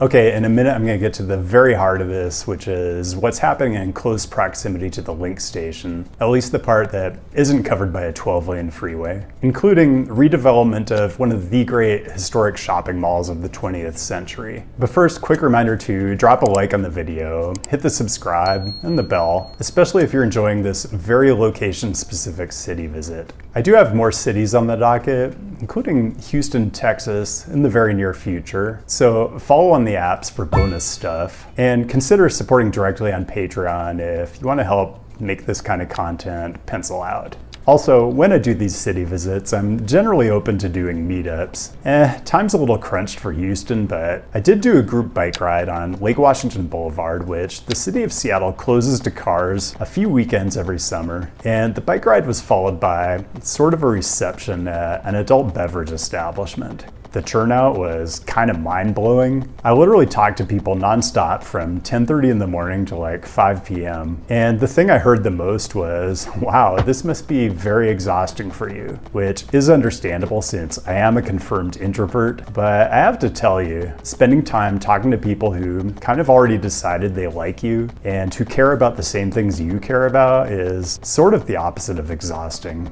So huge thanks to The Urbanist, which really organized this whole thing. The Urbanist, if you don't know, is an online publication that tackles urbanist issues like climate, housing affordability, and people-centered streets by bringing together independent journalism, research, and advocacy. Like, some of the research I did for this very video came from the pages of The Urbanist because they report on important stuff that I care about that almost no other outlets cover to the same depth. All the work they do is sustained by contributions from readers, so if you find value in this kind of local entity, and I'm hoping you do, then definitely consider contributing. And all the better if you set it up as recurring, and this is literally me doing exactly that right now. Before we leave Lake Washington Boulevard, this is another one of those gorgeous waterfront streets that's only ever really useful to the people who can afford to live there or people who drive, because when it's open to vehicle or traffic 350 odd days a year, it's pretty unusable for everyone else. There are discussions going on to reconfigure the street to make it better year-round for people walking, biking, and rolling. And if you want to get involved in that and make your voice heard, I'll leave some information down in the description. Trust me, planners read stuff, they're often on your side, and there is strength in numbers. Okay, let's head back north and get into the real meat of what's happening around the Northgate Link station. Note that there's some of the station that's kind of done already and has been for a while. This is Thornton Place, which started going up around 15 years ago, I think. A very cool thing here is the daylighting of Tanner Creek, which for decades was covered by a massive surface parking lot that was used for overflow mall parking during holiday season. So, in other words, basically empty about 364 days a year. And maybe more information than you needed to know, but that huge empty parking lot is where I learned to drive a car. That's right, I do in fact have a driver's license. Okay, so we've been avoiding the elephant in the room, or maybe more accurately, the white elephant, which is the redevelopment of Northgate Mall itself. When it opened in 1950, it was an open-air mall, something we hadn't really seen before, and was really a harbinger of auto-oriented land uses to come. I believe it was Southdale Mall in the Twin Cities area that was really the first fully enclosed mall when it opened in 1956. And Northgate wasn't fully enclosed until 1973, but it was a trendsetter. There's not much left of that version of Northgate, which really endured until 2019, when all the anchor department stores started shuttering. Really, there's just the original north entrance, which is kind of a depressing vestige of what the mall used to be. Enter shopping center redevelopment mega corporation Simon. The charitable interpretation here is the whole thing is being reimagined as a more community-oriented place, still with shopping, but with a healthier, more dynamic mix of uses that doesn't depend on people showing up to just engage in a frenzy of consumerism. The area they're calling Central Park, not to be confused with Central Park, is basically done, but a lot of the housing and businesses that you would want to activate the park just don't exist yet. So a lot of the redevelopment just isn't online yet, and I do come back to Maple Leaf just about every time I'm in Seattle, so I'll keep tabs on progress, but one thing that is complete is the Kraken Community Iceplex, which is the practice facility for Seattle's new National Hockey League team. Believe me, I was really straining to find a creative way to insert a release the Kraken joke in here somewhere, but it's just not my style. The Iceplex is an example of how the city is working with private entities to really diversify and catalyze the former mall site, though, because it's not just an NHL practice and training facility, it really is a community center. There are 3 full-size NHL rinks, and they have public skate and skate rentals for all ages, youth and adult rec leagues, and even themed skates and other rink-appropriate events. Pumpkin curling, anyone? So it really is designed to be an inclusive and welcoming venue. But the primary order of business is to facilitate the continued ascent of the Kraken to the top of the NHL's Pacific Division. And if you get lucky, you might just walk in when practice is happening. There were hundreds of people in the stands when I walked in, and it was just super cool to hang out in an intimate setting and watch these incredibly skilled athletes just honing their craft. This kind of goes back to a recurring theme on this channel, which is why I think sports franchises are pretty integral to a city.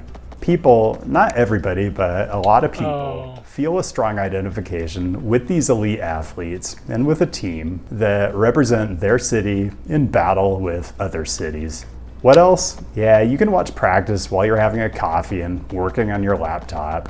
You can watch practice if it's a lunch or dinner time. And there's a team shop, of course. You can even get mascot plushes, which I don't think I really want to elaborate on. I mean, I don't even have the vocabulary to describe what's going on here. I keep messing up that. Oh well. The Northgate Link Station is challenged. Too much catchment area, either covered by I-5 or rendered unlivable because of proximity to a noisy, toxin-spewing freeway.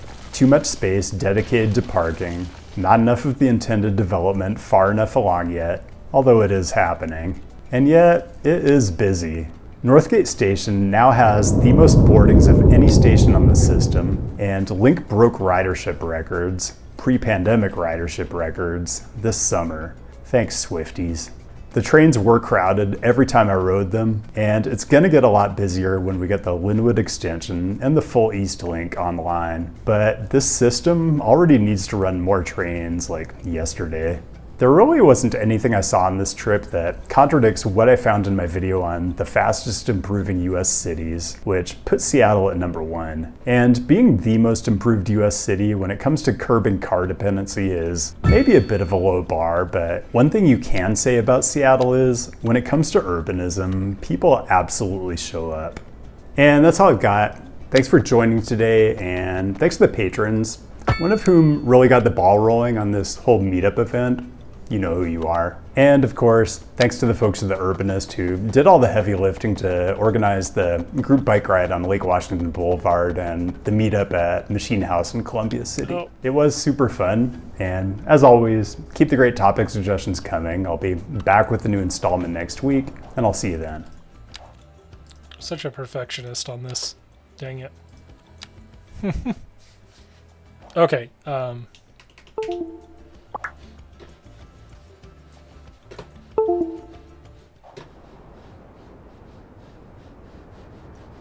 The idea for the Big Dig began with an unlikely friendship.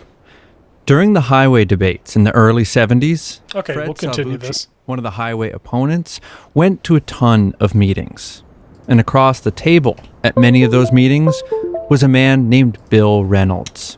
He was there to represent the road builders. He's a likable guy, but obviously he wanted to build all the roads, and I wanted to build none of the roads. So we would meet every Thursday, and almost always in disagreement on the substance. But you get to know each other, you get to be pretty friendly. One day, Reynolds tells Salvucci, "You and I, we need to talk." We ended up at Jacob Worth's, which was kind of a sawdust on the floor, old delicatessen. He wanted to talk about a highway, of course, but not any of the roads you heard about in the last episode. This was about a highway that had already been built, called the Central Artery. And Reynolds said, I've been trying to figure out why you guys don't like highways. Because highways are beautiful things. They've built America, they've built the middle class, and I've come to the conclusion that the reason you don't like highways is because the elevated Central Artery is such a big, ugly, dysfunctional thing. It's like a giant neon sign flashing saying, highways are bad, highways are ugly, highways don't work. The Central Artery was one of the first elevated highways built anywhere in the country, well before the anti-highway movement had gathered any real strength in Boston. If you recall the hub and spoke plan for the whole city, this was the north-south spoke, designed to bring traffic right into the heart of downtown. In the 50s, when the artery was under construction, the Boston Globe hailed it as our highway in the skies and claimed that it would soon, quote, smash the city's bottleneck. Well, that mood changed pretty quickly when the road actually opened. What's it like to get in and out of Boston? Oh, it's a mess. Most time from 6 in the morning till 9 o'clock, any day. Just solid traffic now, right over here to the Charlestown end. I see lots of congestion over there at the Summer Tunnel, too. It's not going to for quite some time. Because it was designed before the interstate highway system, the Central Artery didn't conform to all the rules of that system. The lanes were too narrow, the turns were too tight, and worst of all, the on-ramps and off-ramps were too close together. When they built it, all the businesses wanted a ramp. Businesses wanted their own dedicated off-ramp that led to their own dedicated parking garage, which again is not how an interstate highway is supposed to work. So it had way too many ramps. 34 ramps in the span of about 4 miles. 34 ramps in 4 miles. There was literally more ramp than highway. People getting on, people getting off. It's just gridlock. Someone told me that if you want to understand the stereotype of the aggressive Boston driver, it all begins with the Central Artery. Because if you wanted to get on or off the thing, you had to be aggressive. The thing to do is just ignore all regulations and use your imagination. On top of all that, the artery cut the city off from its own waterfront. People called it the other green monster, in reference to the towering outfield wall at Fenway Park. I remember as a kid walking under the artery, it felt like going through a secret passageway to a whole other city. One side was all glass towers and the hulking concrete of City Hall. The other side was the quaint Italian cafes of the North End. The walkway between them was surrounded with chain link fence and netting, which is good because chunks of concrete had been known to fall from the underside of the structure. It was just a mess. So physically it was bad, functionally it was bad, and socially it divided the city. People had been talking about how to fix the artery since the time it opened. But after the state canceled construction of its other urban expressways, the ones we heard about in the last episode, the situation with the artery became even more pressing. It was really the only interstate carrying traffic through the heart of the city, and it was totally dysfunctional. Now, most solutions to that problem involved adding more lanes, or even adding a second level to the whole thing, making the monster wider and taller and louder. But that day at the bar with sawdust on the floor, Bill Reynolds, the road builder, offered a new idea. So I've come to the conclusion that to get the root of the problem, we have to tear down the central artery and rebuild it underground. Put the whole thing underground. And then the city will be beautiful, transportation will work, and guys like you will stop opposing highways because you'll see they're great. And I said, gee, Bill, that's a wonderful image, but we're going to have to put a sign up at the Charles River. City closed for alterations, come back in 10 years. How the hell are we going to do this thing without shutting the city down? Reynolds was not discouraged. You're being too narrow-minded. There's always a way to do it. So they went their separate ways.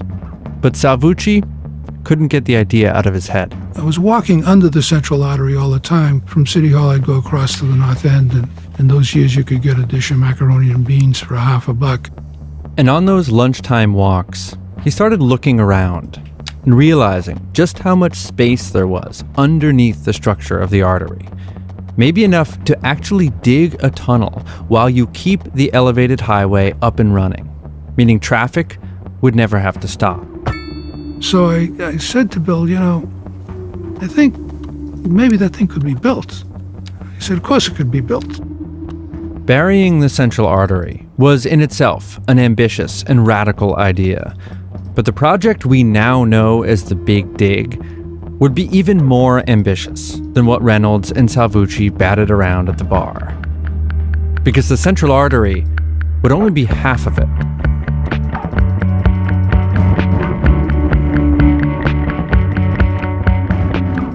From GBH News, this is The Big Dig, a study in American infrastructure.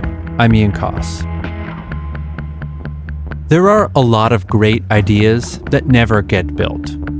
Because when it comes to infrastructure, those ideas have to compete for money, political will, public support, and only the most powerful ideas survive.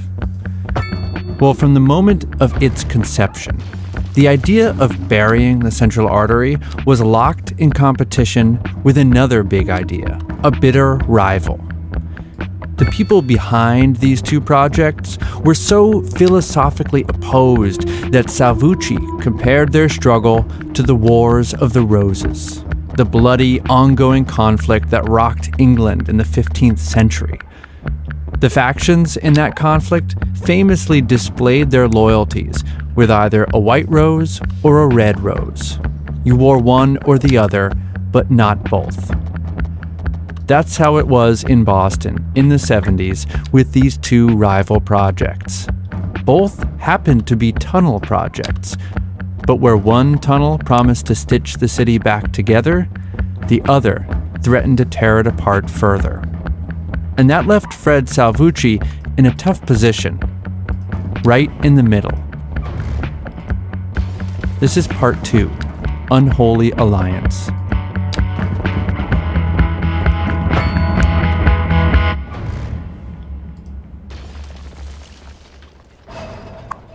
The story of that other tunnel project takes place in a part of Boston that has not come up so far. And I'll just add that if you're listening on your phone and want to pull up a map, this might be a good episode to do that. If you zoom in, you'll see Boston kind of wrapped around its harbor. Now, most of the city, downtown, the Boston Common, Fenway Park, etc., that's all on one side of that harbor. But over on the other side, you've got East Boston, or Eastie, all on its own. Eastie is easy to ignore and easy to forget, except that it's home to something very important, the airport. Today, there are 7,000 airports. Every major city has at least one. Air travel exploded after World War II. So at the same time that America was busy building interstates, we were also busy building airports, including in East Boston. The biggest investment is the land. Logan Airport expanded dramatically in these years, from less than 200 acres to more than 2,000 acres. Longer runways, future parking space, and more hangars. Which meant expanding into East Boston. When you're on the telephone, you have to stop talking until a plane goes by. My windows are all rattling. Planes were flying over our house every second. We were all ready to go out of our minds. I mean, we were all going mental. So in the late 1960s, just as other neighborhoods were facing down the threat from highways, residents in East Boston were facing the threat of the airport. And this was truly an existential threat. The airport had already bought or seized hundreds of homes, not to mention an entire public park designed by the legendary landscape architect Frederick Law Olmsted. The park was flattened to extend a runway. It was beautiful. But now, what they did to us, they're going to have to make up a hell of a lot to do justice by me. East Boston was, by all accounts, a conservative, religious, authority-respecting community.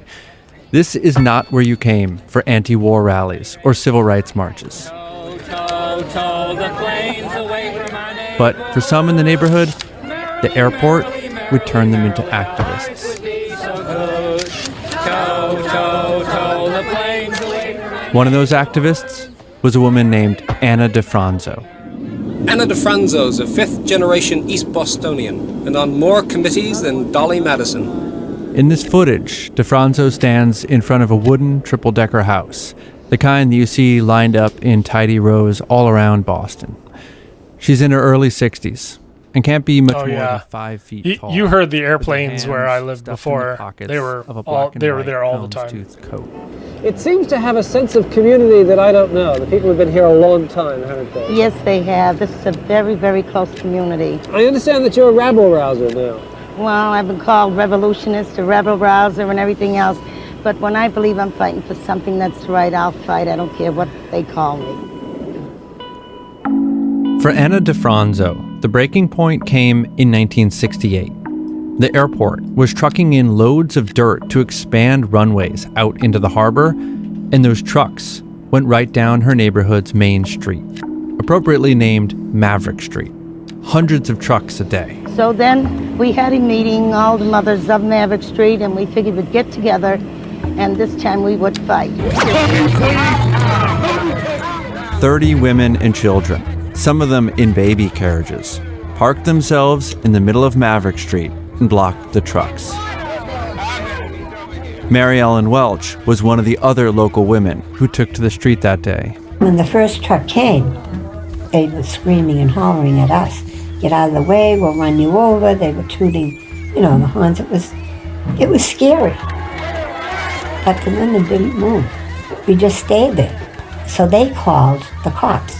When they came, they got very rough.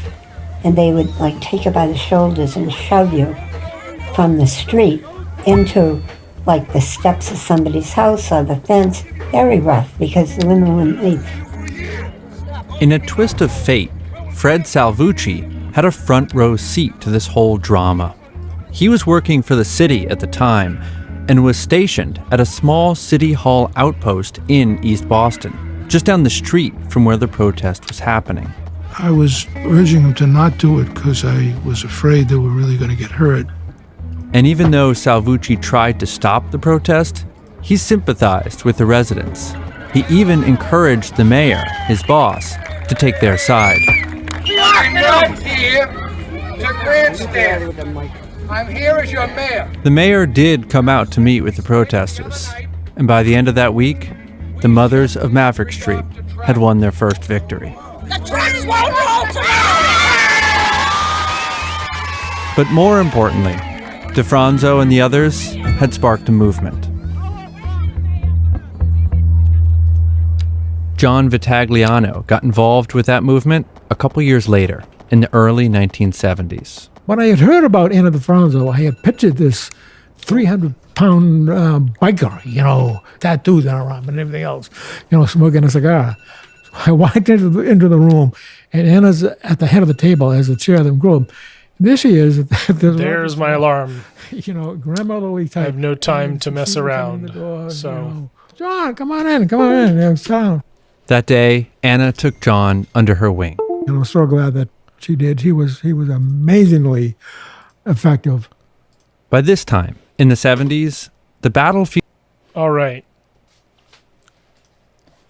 This is going to be the end of the stream. Let's see if there's anyone to raid.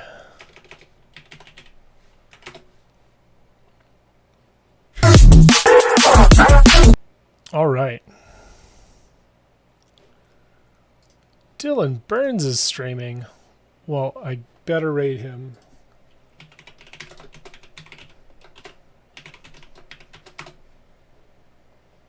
Okay. However many I got, that's who's going.